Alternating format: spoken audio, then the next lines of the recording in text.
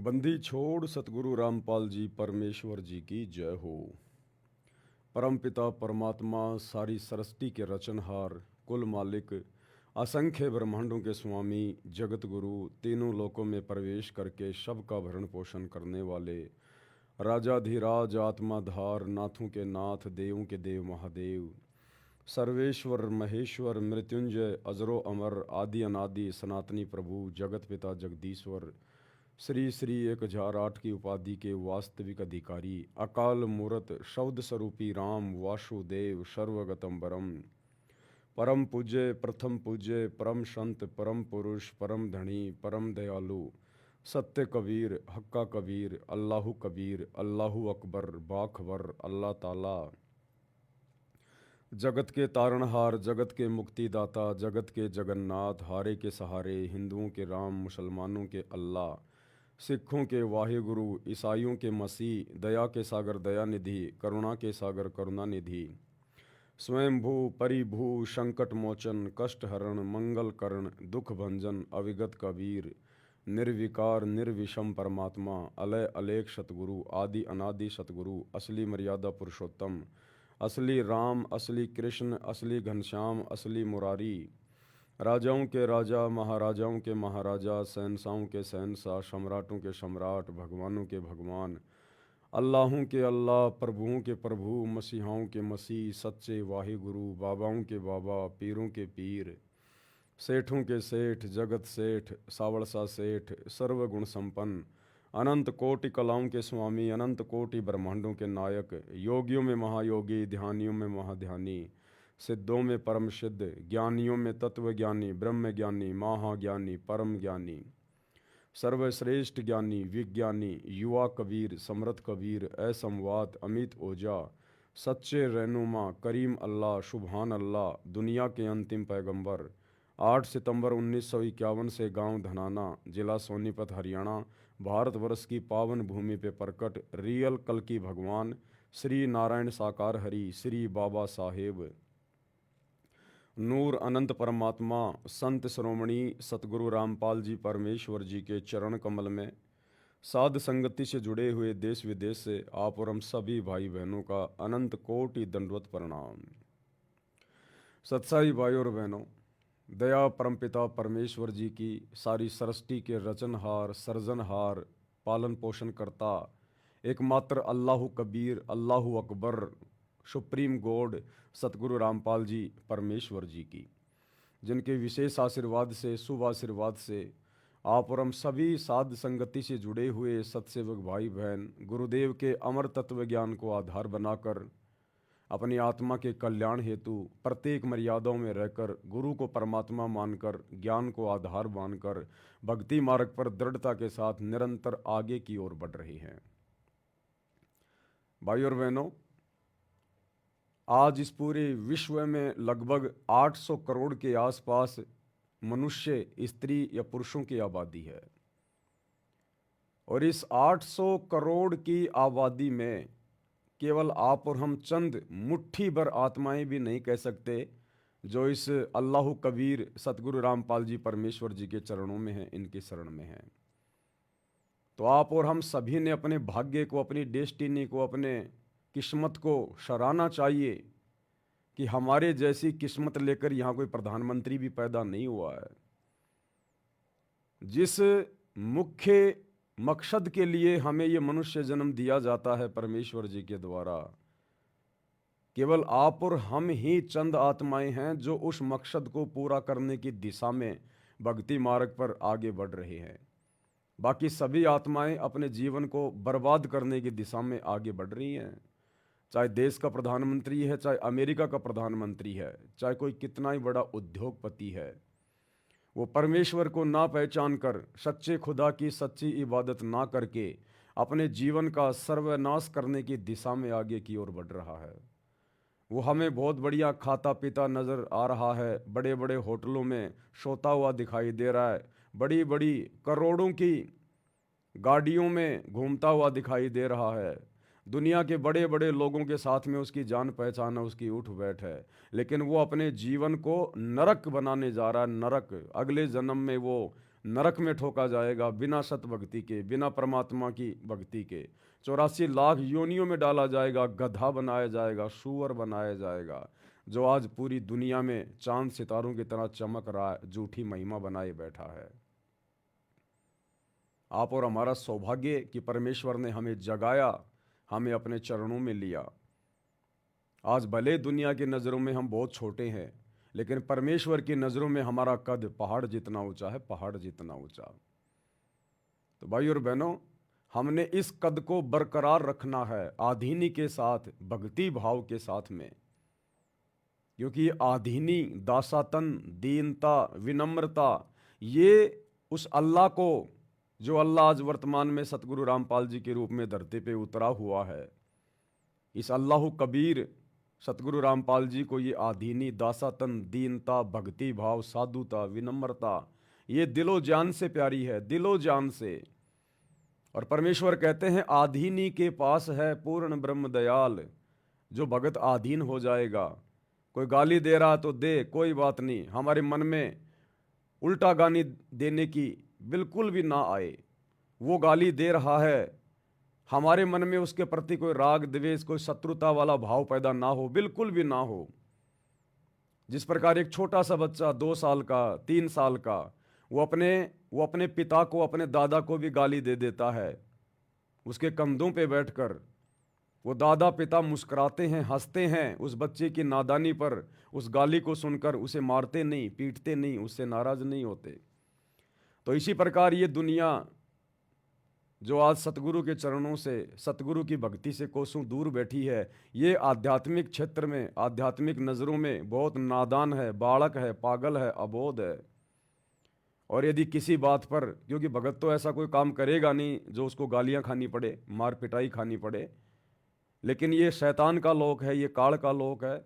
जब हम सच्चे खुदा की सच्ची इबादत करेंगे, सतगुरुदेव की, तो ज़बरदस्ती हमारे साथ में दुनिया को फंसाएगा, लड़ाएगा, झगड़ाएगा। तो ऐसी स्थिति में अगर कोई ज़बरदस्ती भी हमारे साथ में ऊंच नीच करता है, 19-21 करता है, तो हमने आधीन रहना है, कछुए की तरह अपने आप को समेट लेना है, चुपचाप हो जाना है। 2 गालियां दे रहा है, कोई दिक्कत नहीं, 2 थप्पड़ मुक्की कर दी, कोई बात नहीं, चाहे दुनिया देख रही है, हमने कोई इज्जत की परवाह नहीं करनी है, क्योंकि भगत इज्जत और बेइज्जती के चक्कर में नहीं पड़ता है।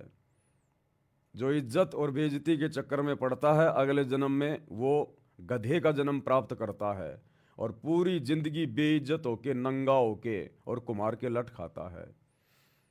तो ये आधीनी परमेश्वर को अति प्रिय है। आधीनी के पास है पूर्ण ब्रह्म दयाल, और मान बढ़ाई मारियो बेअदबी सिरकाल। ये मान बढ़ाई, अहंकार, गुरुदेव कहते हैं यदि भगत ने मोक्ष प्राप्त करना है तो इसको त्यागना होगा। बेअदबी सिरकाल, ऐसे बेअदबी इंसान के सिर पर तो काल बैठा रहता है, सतगुरु नहीं रहता। तो आप और हम भाई बहनों ने कोशिश करनी है, क्योंकि हमें आज वो मौका मिल गया, वो चांस मिल गया हमें, जिस मौके की तलाश में ये आत्मा युगों युगों से भटक रही थी। माँ के गर्भ में ना जाने कितनी बार हमने परमात्मा से अर्ज करी, प्रार्थना की, हे परमेश्वर, हे परमात्मा, इस माँ के नरक कुंड से हमें बाहर निकालो और अपनी शरण में लो। क्योंकि माँ के गर्भ में गुरुदेव ने बताया कि इस जीव आत्मा को अपने अगले पिछले समस्त जन्मों का ज्ञान होता है, कि ये मनुष्य जन्म क्यों मिलता है और कितने जन्म तूने यूं ही बर्बाद कर दिए। राजा महाराजा बन के, सेठ साहूकार बन के, दुनियादारी में फंस के, और कितनी बार तू 84 लाख योनियों में जाके असहनीय कष्ट भोग चुका है। तो ये प्राणी, ये जीव, हम सब जब माँ के गर्भ में आते हैं, विशेषकर स्त्री के गर्भ में, उस समय ये आत्मा बहुत रोती है, चीखती है, चिल्लाती है, और वो परमात्मा हमारी पुकार सुन के हमें माँ के गर्भ से सकुशल बाहर निकालता है। तो माँ के गर्भ में हम परमात्मा से विनती भी करते हैं, प्रार्थना भी करते हैं कि गुरुदेव हमें अपनी शरण में लेना, हमें ज्ञान समझाना, तीनों गुणों के प्रभाव को कम करना, ताकि हम आपकी भक्ति कर सकें। लेकिन एग्रीमेंट तो सभी आत्माएं करती हैं माँ के गर्भ में। प्रत्येक जो बच्चा पैदा होता है स्त्री के गर्भ से, वो सब उस अल्लाह कबीर सतगुरु रामपाल जी से एग्रीमेंट करके बाहर निकलता है। लेकिन बाहर आने के बाद वो परमात्मा सभी को नहीं मिलता। ये भी फिर उस आत्मा के सौभाग्य के ऊपर निर्भर करेगा, दुर्भाग्य के ऊपर निर्भर करेगा। तो 800 करोड़ की जनसंख्या में आप और हम चंद भाई बहनों का परम सौभाग्य, जो परमेश्वर ने माँ के गर्भ में की गई उस पुकार को सुन लिया और बाहर आए, तो हमें संत रूप में आकर अपनी शरण में लेकर हमें वापस वो सारी बातें याद दिलाई जो हमने माँ के गर्भ में परमात्मा के साथ में की थी, वचन किए थे। परमात्मा कहते हैं कि जब माँ के गर्भ में था तूने जो वचन भरे थे, अब देख मैं तुझे दोबारा से याद दिला रहा हूं। भाई थे ऊपर ने, भाई था ऊपर को, परमात्मा कहते ना, थे ऊपर ने पैर और तले ने शीस तेरा, और रोवे था के भजन करूंगा हर तेरा। वो दिन कर ले याद गर्भ में था डेरा, और रोवे था के भजन करूंगा हर तेरा। उस समय तो माँ के गर्भ में रो रहा था, चीख रहा था, चिल्ला रहा था, हे परमात्मा, हे बंदी छोड़, हे सतगुरु, एक बार माँ के गर्भ से बाहर निकाल दो, क्योंकि सबसे बड़ा नरक कुंड होता है माँ का गर्भ। गुरुदेव ने बताया एक व्यक्ति की 100 साल की उम्र हो, 100 साल तक यदि उसे कोढ़ का रोग लग जाए, कोढ़ से भयंकर रोग कोई दूसरा नहीं होता। पूरे शरीर पे मक्खियां भिनभिनाती हैं, मवाद निकलती है, चीस चलती हैं, फोड़े फुंसियां होते हैं, बदबू आती है। तो गुरुदेव कहते हैं एक व्यक्ति की 100 साल की उम्र हो और 100 साल तक यदि उसको कोढ़ जैसा भयंकर रोग लग जाए, उससे भी 100 गुना ज्यादा कष्ट ये आत्मा माँ के गर्भ में 9 महीने में भोगता है। ऊपर को पैर, नीचे को सिर, 9 महीने, और रो रो के अर्ज करता है। तब ये सतगुरु माँ के गर्भ में जाता है सूक्ष्म रूप में, और फिर उसको कहता कि भाई देख, ठीक है, मैं तेरी प्रार्थना स्वीकार करता हूं, और अब तू बाहर जाके भक्ति करना, ये बकवादे मत करना जो तूने असंख्य जन्म तेरे बर्बाद कर दिए। लेकिन जैसे ही माँ के गर्भ से बाहर आते हैं, गुरुदेव ने हमें बताया कि फिर से ये ब्रह्मा विष्णु महेश, ये शैतान के तीनों बेटे, ये काल के तीनों पुत्र, अपने तीनों गुणों के प्रभाव से, रजगुण ब्रह्मा, शतोगुण विष्णु, तमोगुण शिव जी, इन तीनों गुणों के प्रभाव से ये जीवात्मा फिर से भ्रमित हो जाती है, और वही उल्टा सीधा खाना पीना, वही काम धंधे में गधे और बैल की तरह कमाना, दुनियादारी में फंस जाना, परमात्मा को भूल जाना, कोई बताए तो उसकी बातें ना सुनना। तो फिर हम ये कष्ट उठाने के लिए बाध्य हो जाते हैं। तो भाई और बहनों, आज इस 800 करोड़ की जनसंख्या में आप और हमें ये सौभाग्य मिला है, आप और हमें, और हमने इसका भरपूर फायदा उठाना है। देखो हम क्या खाएंगे, हम क्या पिएंगे, कैसे हमारा खानदान चलेगा, कैसे हमारा परिवार चलेगा, ये सब कुछ गुरुदेव भगवान ने पहले से निर्धारित किया हुआ है। और जब हम इनकी शरण में आ जाते हैं, इनके चरणों में आ जाते हैं, फिर तो हमने कोई चिंता नहीं होनी चाहिए। जिस परमेश्वर ने करने के लिए भजन दे दिया तो खाने को भोजन भी देगा। चिंता तो हरि नाम की और न चिंता दास, और जो कोई चिंता नाम बिना सोए काल की फाश। तो अब आप और हम सभी भगत भाई बहनों को, जो विशेषकर सतगुरु रामपाल जी परमेश्वर जी के फॉलोवर हैं, उनके चरणों में लगे हुए हैं, आप और हमारा तो एक ही टारगेट, एक ही मकसद होना चाहिए कि हम ऐसा क्या करें कि हमारे गुरुदेव भगवान हमारे से प्रसन्न रहें, हमारे गुरुदेव भगवान को नाराज होने का मौका ना मिले, और भक्ति मार्ग में निरंतर हम आगे की ओर बढ़ते रहें, आगे की ओर बढ़ते रहें। तो गुरुदेव ने बताया सबसे पहले आधीनी, दासातन, विनम्रता, किसी भी बात को लेके मन मुटाव नहीं करना, मन में कोई राग द्वेष नहीं पालना। हाँ, सच को सच जरूर कहना है, लेकिन किसी के प्रति राग द्वेष नहीं, शत्रुता वाला भाव नहीं। एक शत्रु एक मित्र है, भूल पड़ी रे प्राण, यम की नगरी जाएगा शब्द हमारा मान। अब जैसे काल प्रेरणा से हमारे खुद के भगत भाई बहन जो आश्रमों से जुड़े हुए हैं, आज हमारे पिताजी की, हमारे गुरुदेव की गैर हाजिरी में जो उल्टे कर्म कर रहे हैं, तो हम भगत भाई बहनों की जिम्मेदारी बनती है अन्य संगत को समझाने के लिए, उनके कुकर्मों के ऊपर वीडियो बनाकर समझाना पड़ता है। लेकिन हमारे मन में उनके प्रति द्वेष नहीं है, हीन भावना नहीं है। मैं पवन दास, कोई ये ना सोचे कि भाई मैं अगर मैनेजमेंट के ऊपर वीडियो बनाता हूं तो उनके प्रति राग द्वेष होगा, बिल्कुल नहीं, सौपन में भी नहीं। ये मेरा खुदा, मेरा अल्लाह, मेरा गुरु साक्षी है इस बात का। अगर मैनेजमेंट के किसी भी व्यक्ति के प्रति, गुरुजी के बेटा बेटी भाई बंधु रिश्तेदारों के प्रति, जिनके ऊपर मैं वीडियो बनाता हूं, जिनके कुकर्मों पर, अगर मेरे दिल में अंदर अगर कोई वैर भाव हो, उनके प्रति कोई शत्रुता का भाव हो, तो परमेश्वर मुझे जमीन में गाड़ दे इसी समय। मैं तो अपने खुद के सगे भाई बहनों से बढ़कर गुरुदेव की बेटी को मानता हूं, उनके दोनों बेटों को, उनके भाई को मानता हूं, लेकिन सच जो है वो कहना पड़ेगा। कल को यदि वो सीधे कर्मों पे आ जाएंगे, सीधे रास्ते पे आ जाएंगे, गुरुजी के बेटा बेटी, मैं अपने सीने से लगा लूंगा, मेरे भाई है वो, मेरी बहन है। लेकिन भैया जब तक वो उल्टे काम करेंगे, मेरे गुरुजी के वचनों के खिलाफ चलेंगे, तो भैया एक अच्छे शिष्य का एक कर्तव्य बनता है कि वो उनकी पोल पट्टी खोले और अन्य संगत को भी सावधान वो रखे, लेकिन मन में कोई बैर भाव नहीं रखना चाहिए।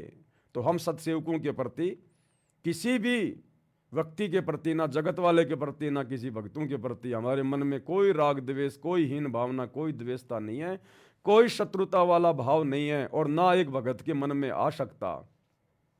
लेकिन परमात्मा कहते हैं कि साचा शब्द कबीर का प्रकट किया जग माही, और जैसे को तैसा कहे सो तो निंदा नाही। सच को सच कहना, जो गलत कर रहा है उसके विषय में बताना, ये निंदा नहीं होती है, ये राग द्वेष रखना नहीं होता है। वो भी हमारे भाई बहन हैं, लेकिन भाई बहन यदि गलत रास्ते पर जाएंगे, शैतान के मार्ग पर चलेंगे, तो क्या उनको समझाना, और जो कर्म वो कर रहे हैं जिस कारण से अन्य संगत को भी नुकसान उठाना पड़ रहा है, तो क्या दूसरे भाई बहनों को समझाना नहीं पड़ेगा, समझाना पड़ेगा। तो इसी प्रकार हमारे मन में किसी के प्रति कोई राग द्वेष, हीन भावना नहीं होनी चाहिए, क्योंकि हम भगत हैं, हम भक्ति मार्ग पर हैं। गुरुदेव की मर्यादा हम सब के लिए समान रूप से लागू हैं कि एक शत्रु एक मित्र है, भूल पड़ी रे प्राण, और यम की नगरी जाएगा शब्द हमारा मान।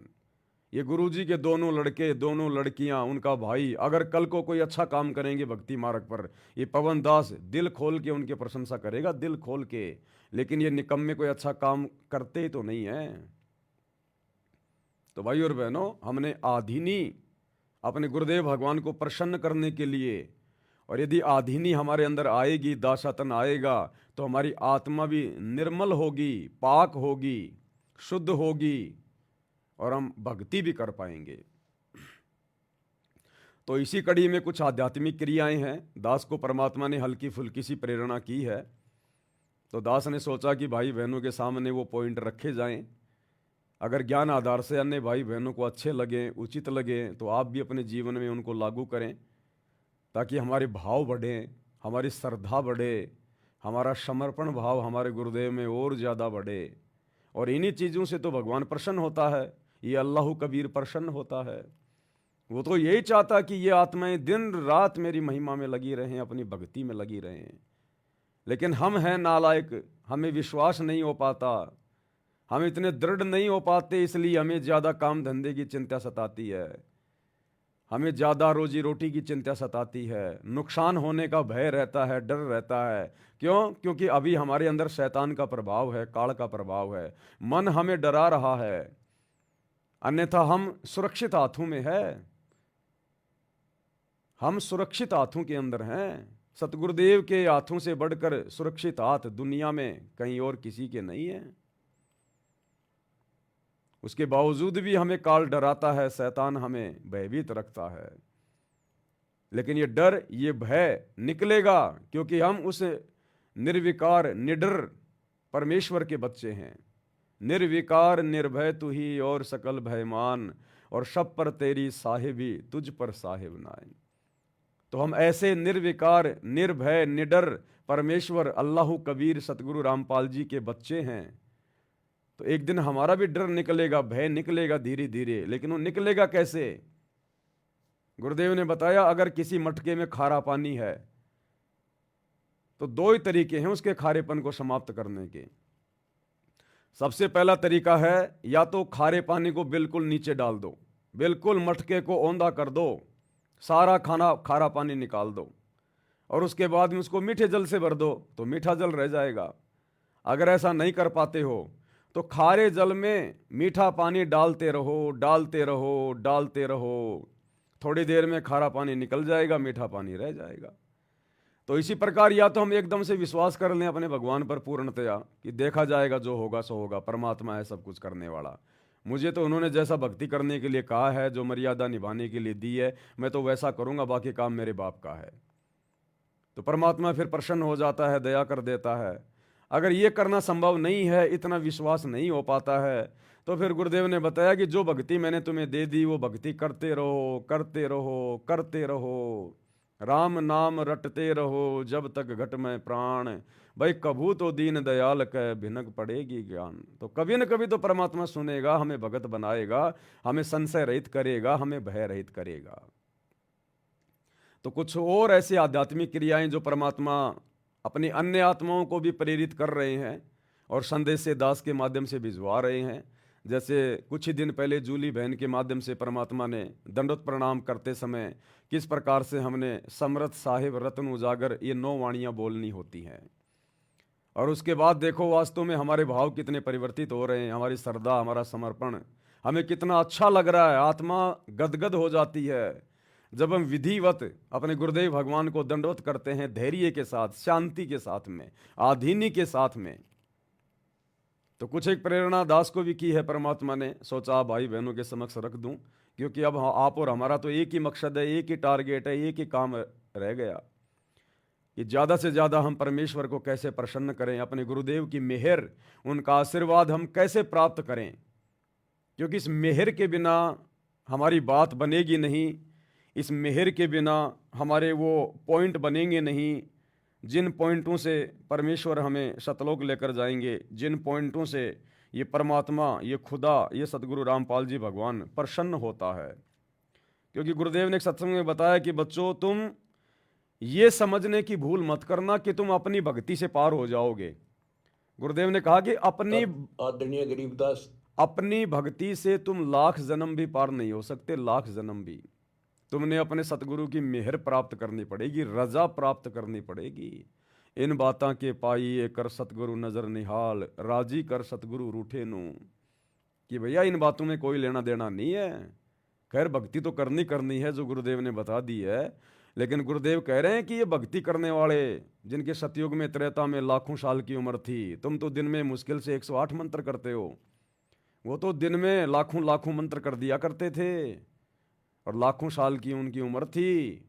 उनके जैसी भक्ति, उनके जैसा संघर्ष, उनके जैसा त्याग तुम लाख जन्म में नहीं कर सकते। वो भी गधे बन के घूम रहे हैं आज। तो मात्र भक्ति करते रहने से हम पार नहीं हो पाएंगे। भक्ति के साथ साथ हमने जो भक्ति और मुक्ति का दाता है सतगुरु अल्लाह कबीर, हमने उसको प्रसन्न करना पड़ेगा, हमने उसकी विशेष मेहर प्राप्त करनी पड़ेगी। और वो विशेष मेहर प्राप्त होगी उसकी विशेष सेवा करने से, विशेष तौर पर भक्ति करने से, नियम मर्यादाओं में रहकर, उसके प्रत्येक वचन में चलते हुए उसको प्रसन्न किया जा सकता है। तो गुरुदेव क्या कह रहे हैं, एक छोटा सा सत्संग गुरुदेव का 1 मिनट का, कि इन बातां के पाइए कर सतगुरु नजर निहाल, राजी कर सतगुरु रूठे नू। और गुरुदेव कह रहे हैं बच्चों आपको सतगुरु की मेहर प्राप्त करनी है, ये ग्रेस मार्ग है। जब तक ये ग्रेस मार्ग तुम प्राप्त करने योग्य नहीं बनोगे, सतगुरु की विशेष मेहर जब तक तुम्हारे पास नहीं पहुंचेगी। विशेष मेहर क्या होती है, एक तो होता है सामान्य आशीर्वाद, एक होता है मेहर। तो सामान्य आशीर्वाद तो अगर कोई भाई बहन मर्यादा में रह के भक्ति कर रहा है तो सभी के पास में गुरुदेव का पहुंच रहा है। एक होती है विशेष मेहर, यानी अंतर्यामी परमात्मा जिसकी नज़र प्रत्येक प्राणी पे, प्रत्येक आत्मा पे है, घट घट में बैठा हुआ है और अपने उपदेशी भक्तों के साथ तो विशेष तौर पर रहता है, उनकी हर एक क्रियाओं पर उसकी नज़र रहती है। अंतर्यामी एक तुम आत्म के आधार, जो तुम छोड़ो हाथ तो मैं कौन उतारे पार। चीटी पायल बाजे पैर, साहिब सुनता है सब लहर। जिसने महाभारत के युद्ध में टटीरी पक्षी की आत्मा की पुकार को सुना, त्रेता युग में भगत प्रहलाद की आत्मा की पुकार को सुना, खंबे से प्रकट हो गया। मीराबाई की आत्मिक पुकार को सुना, उसके जहर को भी अमृत बना दिया। तो ये परमात्मा हमारे इर्द गिर्द ही है, हमारे आसपास है और भक्तों के तो घट में बैठा होता है। घटी ही में गंगा, घटी ही में जमुना, घटी ही में है जगदीश, सतगुरु तारेंगे। तो परमेश्वर पल पल हमें देखता रहता है, हमारी भक्ति क्रियाओं को देखता रहता है। ये भगत कैसी भक्ति कर रहा है, कैसे मर्यादाओं में रह रहा है, इसके अंदर कैसे शुद्ध भाव हैं, कितने अच्छे विचार हैं, कितने गंदे विचार हैं। तो भगत की इन तमाम भक्ति क्रियाओं को देखकर जो गुरु के अनुसार होती हैं, फिर गुरु उस पर प्रसन्न होता है, गुरु का हृदय, उसकी आत्मा गदगद होती है। और उस आत्मा के प्रति, उस भगत के प्रति जो गुरु के अनुसार भक्ति कर रहा होता है, एक नेक नीति से सभ्य भगत बन के समाज में रह रहा होता है, हर प्रकार से अधीन होता है, दासातन होता है, उस भगत के प्रति फिर सतगुरु के हृदय से एक मेहर निकलती है, एक मेहर की लहर निकलती है, मेहर की लहर। जिस प्रकार यदि किसी का बेटा या बेटी उसकी आज्ञा में चलता है, अच्छे कर्म करता है, तो फिर उसका बाप उसके प्रति विशेष दयालु होता है, विशेष मेहरबान होता है, उन बेटा बेटियों पर विशेष नज़र रखता है, उन्हें किसी बात की कमी नहीं छोड़ता, किसी चीज़ के भरोसे नहीं रहने देता है। तो सतगुरु फिर उस विशेष मर्यादित आत्मा के प्रति मेहरबान होता है और एक विशेष आशीर्वाद, सतगुरु फिर चाहे लाख कोस दूर बैठा है शरीर रूप में, एक विशेष मेहर, एक विशेष लहर सतगुरु की तरफ से उस आत्मा के ऊपर सूर्य की किरणों की तरह निरंतर बरसती रहती है। उसको कहते हैं मेहर। इन बातां के पाइए कर सतगुरु नजर निहाल, राजी कर सतगुरु रूठे नू। तो क्या कह रहे हैं गुरुदेव भगवान, उन्हीं के मुख से 1 मिनट का ये ऑडियो है, सुन लेते हमारा हैं। जो कल्याण कैसे होगा कि सतगुरु जो तत्वदर्शी संत है उसको नजर निहाल कर के इतना उनके अनुसार उनके मर्यादा में चल के वो तेरे ऊपर गदगद हो जाए, वो संत के मेरी प्यारी आत्मा परमात्मा को पाने के रास्ते पर बिल्कुल सही चल रही है। तो अंदर से जो एक हिलोर आती है संत के अंदर से, जिस भक्त की, जिस बहन भाई की क्रियाओं से जो प्रसन्न हो जाता है कि सही मर्यादा में चला, तो वो जो एक रजा आती है, उसके बाद फिर एक उसके प्रति एक कसक जाती है कि बहुत अच्छी, और परमात्मा अपने बच्चे पर मेहर रखना, ऐसे ही चले। तो वो एक आशीर्वाद आपको एक्स्ट्रा मिलता है जिसको ग्रेस मार्क कहते हैं। तो यह कहते हैं इन बातों के पाइए कर सतगुरु नजर निहाल है। मान लेते नहीं वो ज्ञान भी हो गया कैसे ऐसे होता, तो और सतगुरु नजर निहाल हुआ नहीं, तुझे सार नाम रे फिर सार शब्द मिला नहीं, तो भी बात बिगड़ेगी। इसलिए ये कल्याण कहती है बातें कहने सुन की ना है, कर पाड़ने की है।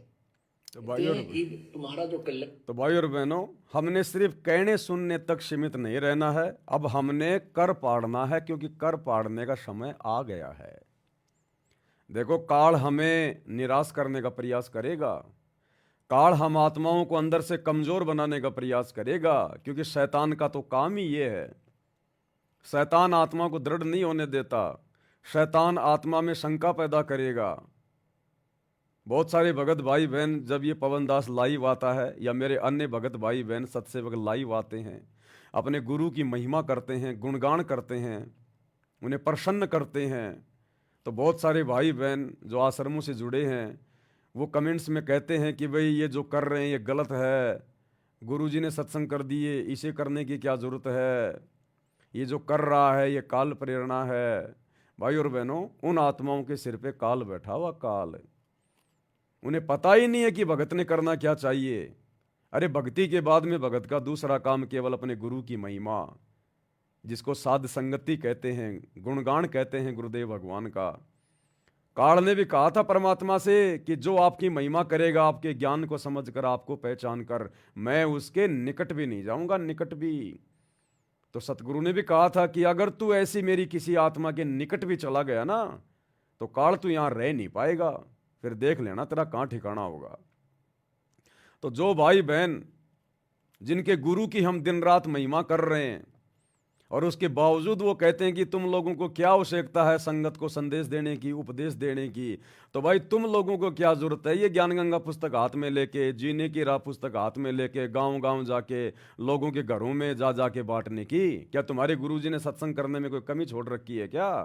अगर प्रचार ही करना है तो फिर गुरु कर रहा है ना, फिर गुरु ने सारे सत्संग कर दिए ना, सुनो फिर बैठ के घर पे। तुम क्यों हाथों में लेके पुस्तकें दौड़ रहे हो, जा रहे हो, घूम रहे हो? फिर तो जिस प्रकार तुम प्रचार कर रहे हो, तो ये भी तो सोशल मीडिया भी तो एक प्रचार करने का माध्यम दिया हमें गुरुदेव भगवान ने। और नालायकों, हम कोई आसाराम जी का प्रचार थोड़ी कर रहे हैं, राम रहीम जी का प्रचार थोड़ी कर रहे हैं। अरे तुम्हारे गुरुदेव का प्रचार कर रहे हैं, तुम्हें तो खुश होना चाहिए। लेकिन उसके बावजूद तुम्हारे सीने में आग लग जाती है। क्यों? क्योंकि ये योग्यता, ये वैरायटी, ये सतगुरु की विशेष रजा, ये तुम्हारे ऊपर नहीं बख्शी सतगुरु ने। तुम्हारे भाग्य में नहीं है साध संगति, तुम्हारे भाग्य में गुरु का गुणगान करना, गुरु की भक्ति करना मर्यादित तुम्हारे भाग्य में नहीं लिखा हुआ है। इसलिए अंदर से तुम्हें जलन होती है, तुम्हें ईर्ष्या होती है कि ये सत्सेवक इतना अच्छा कैसे बोल लेते हैं, ये अपने गुरुजी का इतना गुणगान कैसे कर लेते हैं, इनके मुख से इतनी अच्छी अच्छी बातें कैसे निकलती हैं। क्यों? क्योंकि तुम्हारे अंदर शैतान बैठा हुआ है, और शैतान को ये अच्छी बातें अच्छी नहीं लगती। ये गुरु की महिमा, गुरु का गुणगान शैतान को अच्छा नहीं लगता। वो डरता है, वो डरता है।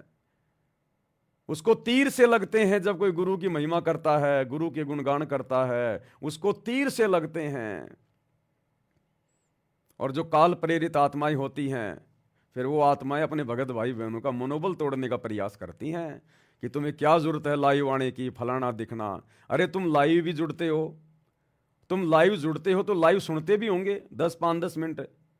अरे एक भी कोई ऐसा पॉइंट तुम्हें लगता है कि जो ज्ञान विरुद्ध हो, गुरुजी की भक्ति के विरुद्ध हो, किसी को भक्ति से दूर करने का प्रयास किया जा रहा हो? हैं? यहाँ तो फूल बरसाए जाते हैं सतगुरु की महिमा में, लेकिन तुम लोगों को ये सच्ची बातें कड़वी क्यों लगती हैं? क्योंकि तुम लोग मर्यादाओं में नहीं हो, तुम लोग मर्यादाओं में नहीं हो।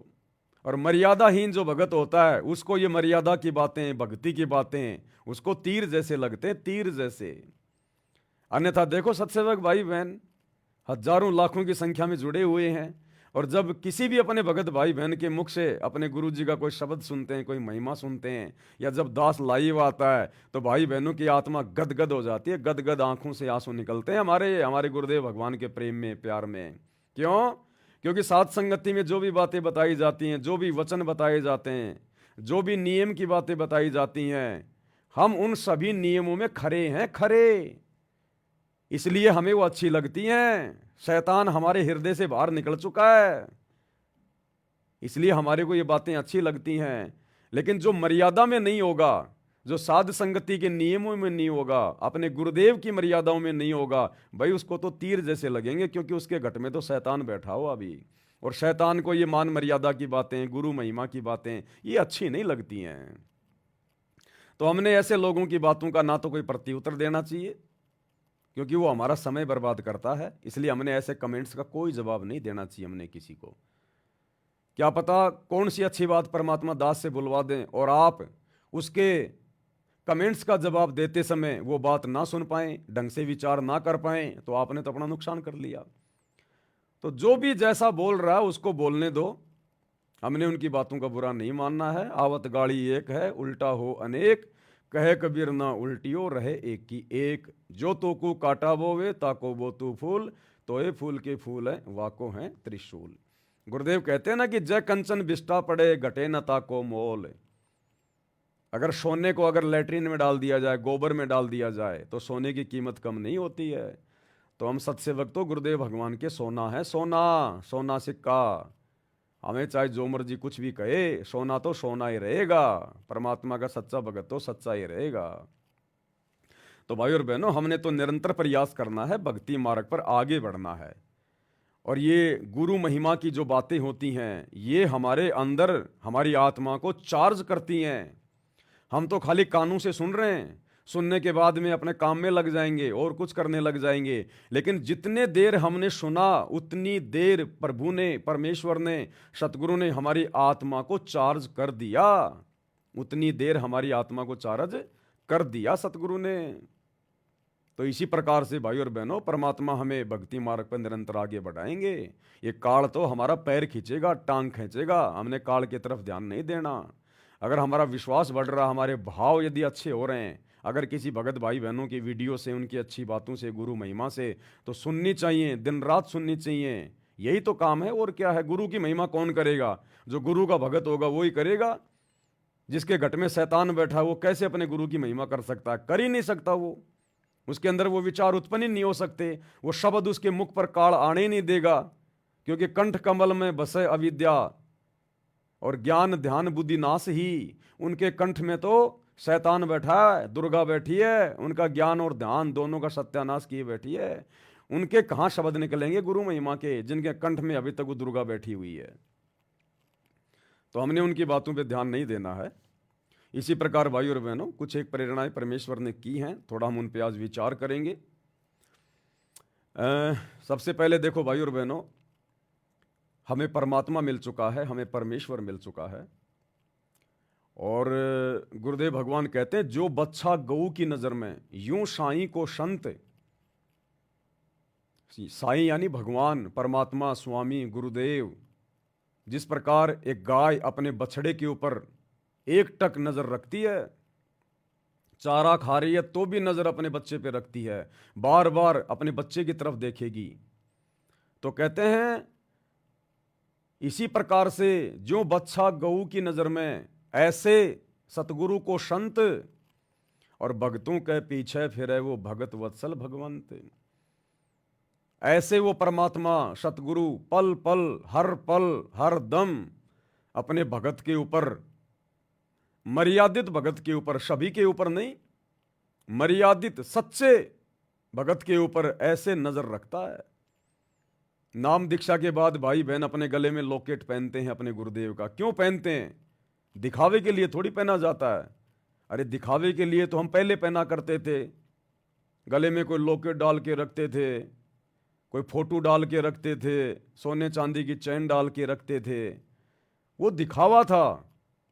तो सतगुरु से उपदेश लेने के बाद भाई बहन जो गले में लॉकेट पहनते हैं, वो दिखावे के लिए नहीं होता है।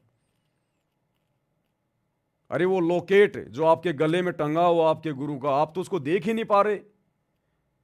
आप यूं थोड़े देखोगे बार बार कि मेरे गले में लॉकेट है, मेरे गले में लॉकेट है। बहुत सारे भाई बहन तो 2-2 दिन 4-4 दिन उस लॉकेट में अपने गुरु जी के दर्शन तक नहीं करते। वो लॉकेट उन्हें दिखाई नहीं देता। कई तो यहां तक बांध के रखते हैं, बिल्कुल जैसे फांसी लगा के रखते हैं ना, जैसे फांसी लगा दी जाती है बिल्कुल। कई तो लॉकेट को ऐसे टाइट बांध के रखते हैं।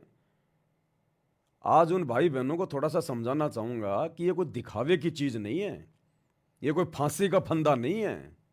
लॉकेट गले में क्यों पहना जाता है, 99% भक्तों को नहीं पता। 99% भक्तों को, सत्सेवकों को जरूर पता है, बाकी आश्रमों से जुड़े हुए भाई बहनों को अभी तक नहीं पता कि लॉकेट क्यों पहना जाता है। ये दिखावे की चीज नहीं है।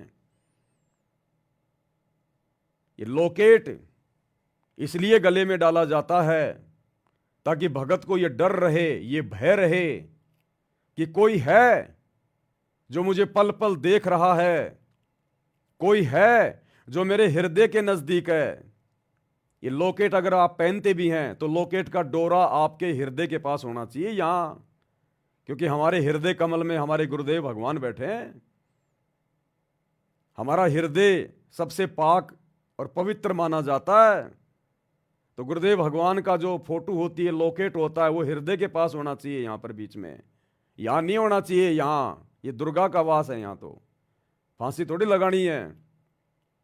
लॉकेट अगर पहनते भी हैं तो बिल्कुल ढीला ढाला होना चाहिए, और आपके दोनों स्तरों के बीच में जो हृदय कमल है यहां होना चाहिए।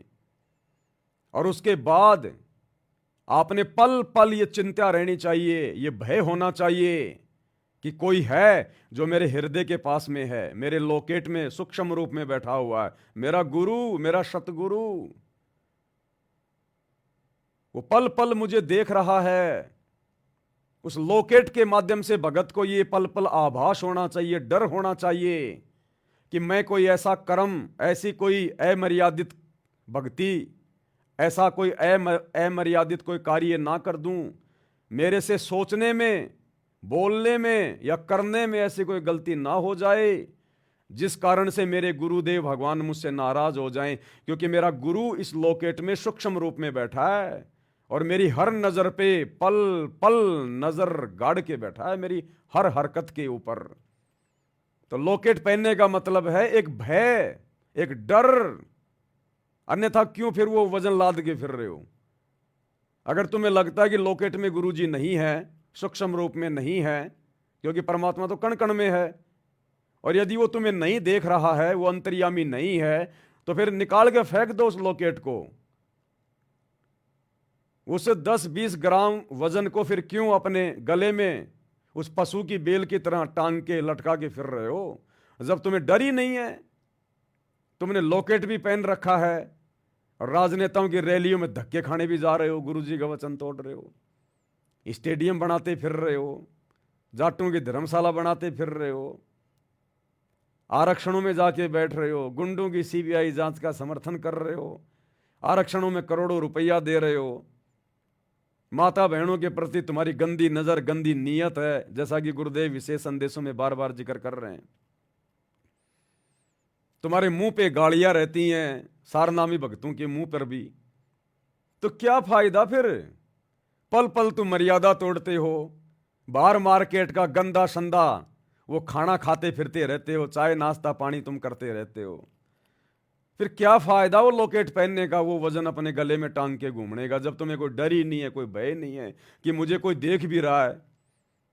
तो लॉकेट पहनने का मतलब है मन में डर रहना कि मेरे से ऐसी कोई त्रुटि ना हो जाए। जो मेरे गुरुदेव मेरे घट के पास में पल पल मेरे साथ में हैं, पल पल मेरी हर हरकत पे नजर रखे हुए हैं, कहीं मेरे गुरुदेव नाराज ना हो जाएं। लॉकेट पहनने का मतलब ये होता है कि आपको ये याद रहे कि मेरा गुरु मेरे साथ में है, पल पल देख रहा है। पहन लिया लॉकेट, यहाँ टांग लेंगे गले में, हैं? अरे ना तो तेरे को दिखाई दे रहा, यहाँ तेरे को क्या दिखाई देगा? कभी अगर कोई दर्शन भी करना चाहे अपने गुरु के तो क्या दर्शन करेगा? उसने तो यहाँ टांग रखा, फांसी का फंदा लगा रखा है, तो दिखावे की चीज थोड़ी है। और लॉकेट यहाँ नहीं पहनना चाहिए कभी भी, ध्यान रखना। हमेशा लॉकेट ढीला होना चाहिए, बिल्कुल हृदय कमल तक आना चाहिए, ताकि आसानी से हम उसको निकाल भी सकें। क्योंकि बहुत सारे भाई बहन जो पति पत्नी व्यवहार में हैं, और जब रात को वो पति पत्नी मिलन करते हैं तो बहुत सारे निकम्मे तो अपने गुरुजी का लॉकेट भी नहीं निकालते।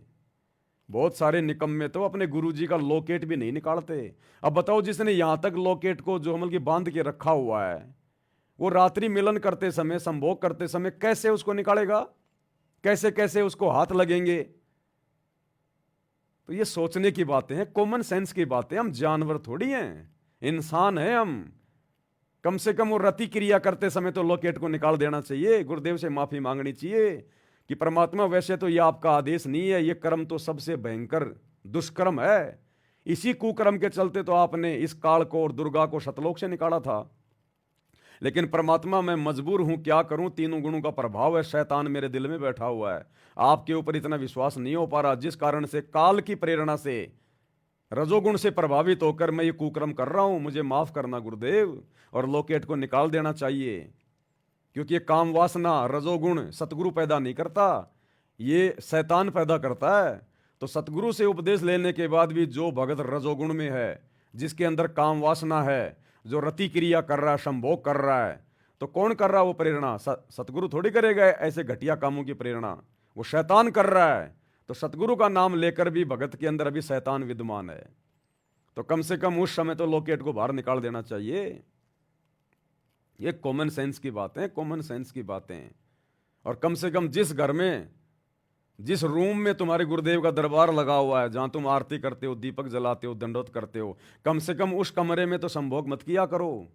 अगर अन्य कमरा है, दूसरी व्यवस्था है, तो वहां मर लिया करो, उस कमरे में मत किया करो। तुम्हारा भगवान बैठा हुआ साक्षात सतगुरु परमात्मा। नालायको, क्या देख रहा है वो?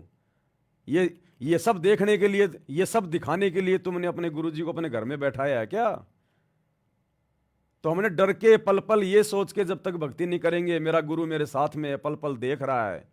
अब एक तरफ तो हम रोज संध्या आरती की तोते की तरह रटना लगा रखी है, घटी हिम गंगा, घटी हिम जमुना, घटी हिम है जगदीश सतगुरु उतारेंगे, कि मेरा जगदीश, मेरा सतगुरु मेरे घट में, मेरे साथ में है।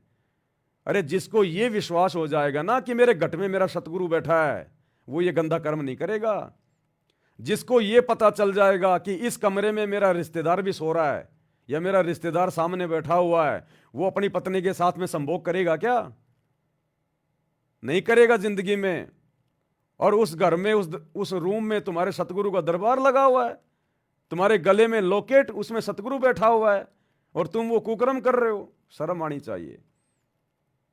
अगर फिर भी किसी की मजबूरी है, दूसरा कमरा नहीं है, वो ही कमरा है और उसी में दरबार लगा हुआ है और उसी के अंदर यदि वो कुत्ता कर्म करना पड़ रहा है, तो कम से कम सतगुरु के दरबार में कोई पर्दा तो लगा दिया करो, एक पर्दा लगा के रखो। वो कुत्ता कर्म करने से पहले सतगुरु को दंडोत करके माफी मांग के और वो पर्दा लगा दिया करो कि मालिक वैसे तो आप अंतर्यामी हो, लेकिन परमेश्वर हम जीव हैं, ये मालिक माफ करना। तो भाई और बहनों, अब वो समय नहीं रहा कि हम ये दुनिया वालों की तरह आ रहे हैं, जा रहे हैं, खा रहे हैं, पी रहे हैं, इधर से सुन रहे हैं सत्संग, इधर से निकाल रहे हैं, कोई विचार नहीं कर रहे, कोई चिंतन मनन नहीं कर रहे, सतगुरु को हल्के में ले रहे हैं। तो सतगुरु भी हल्के में ले लेगा फिर अंत में, हल्के में। तो कहते हैं जो बच्चा गऊ की नजर में यूं साईं को संत, और भक्तों के पीछे फिर ये भगत वत्सल भगवंत। ये परमात्मा पल पल हर पल हमारी हर एक हरकतों पर नजर बना के रखता है और हमारे पॉइंट लिखे जा रहे हैं, हमारे पॉइंट उसकी डायरी में नोट हो रहे हैं। उन्हीं पॉइंटों के आधार से वो अपनी मेहर बरसता है, अपना विशेष आशीर्वाद बरसता है। तो हम क्या कर रहे हैं, किस दिशा में आगे बढ़ रहे हैं, ये हमने विचार करना चाहिए। तो जिस प्रकार पिछली बार जूली बहन के माध्यम से परमात्मा ने एक संदेशा दिलवाया था, हल्का सा उसको फिर से रिपीट कर देता हूँ। हो सकता है बहुत सारे भाई बहन वो वीडियो ना देख पाए हों। तो जूली बहन के माध्यम से परमात्मा ने संदेशा भिजवाया था कि हमने गुरु को रिझाना है, गुरु को प्रसन्न करना है। हमने दंडवत प्रणाम करते समय मात्र एक फॉर्मेलिटी नहीं निभानी कि जी लेट गया, दंडवत कर लिया, दौड़ता भागता, मन में क्या चल रहा है, क्या विचार चल रहे हैं, सामने दंडवत कर रहे हैं। अब वो नहीं चलेगा इस भक्ति मार्ग में। भगत को अपने हृदय में स्थिरता लेके आनी पड़ेगी, धैर्य लेके आना पड़ेगा, शांति लेके आनी पड़ेगी। इस भक्ति को, परमात्मा की भक्ति को, इन आध्यात्मिक क्रियाओं को हमने सबसे पहला स्थान देना पड़ेगा, सर्वोपरि रखना पड़ेगा, सबसे ज्यादा महत्व देना पड़ेगा। बाकी काम बिगड़े तो बिगड़े, भक्ति नहीं बिगड़नी चाहिए। अब ये अंतिम समय चल रहा है, लास्ट समय चल रहा है। किसी भी पॉइंट से हमने गुरु जी को नाराज नहीं करना। तो जैसे ही अब हम गुरुदेव भगवान को दंडवत करें, तो अब हमने क्या करना है, सबसे पहले हम गुरुदेव भगवान के दरबार में खड़े हो जाएं, जहां भी मालिक का दरबार लगा हुआ है या नहीं लगा हुआ है, जहां भी हमने दंडवत करना है। हमने खड़े होकर आधीनी के साथ में सबसे पहले वो 9 लाइनें गुरु महिमा में बोलनी है, और जल्दबाजी में नहीं बोलनी, प्यार प्रेम शांति से बोलनी है। क्या? समरथ साहिब रतन उजागर, सत्य पुरुष मेरे सुख के सागर, जूनी संकट मेटो गुसाई, चरण कमल की मैं बलि जाही, भाव भक्ति दी जो परवाना, साधु संगति पूर्ण पद ज्ञाना, जन्म कर्म मेटो दुख दुंदा, सुख सागर में आनंद कंदा, निर्मल नूर जहूर जुहारम, चंद्र गता देखो दीदारम, तुम हो बंकापुर के वासी, सतगुरु काटो यम की फांसी, मेहरबान हो साहिब मेरा, गगन मंडल में दीजो डेरा, चक्र चिदानंद अविनाशी, रिद्धि सिद्धि दाता सब गुण राशि, पिंड पराण जिन दीने दाना, गरीब दास जाकू कुर्बाना, पिंड पराण जिन दीने दाना, गरीब दास जाकू कुर्बाना। उसके बाद में ये 9 वाणियाँ सतगुरु के दरबार में खड़े होकर बोलने के बाद फिर हमने नीचे बैठ जाना है घुटने टेक के, और फिर हमने 2 वाणियाँ बोलनी हैं कम से कम। ज़्यादा बोलो, आपकी मौज आपकी मर्जी, लेकिन 2 वाणियाँ तो हमने कम से कम बोलनी चाहिए।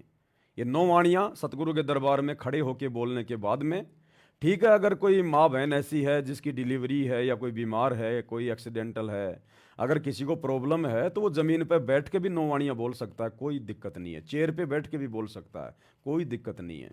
अगर कोई शवस्थ है, उसके लिए दास कह रहा है कि खड़ा होके और आधीनी के साथ करबद्ध होके सर्वप्रथम इस प्रकार गुरु की महिमा करे पहले।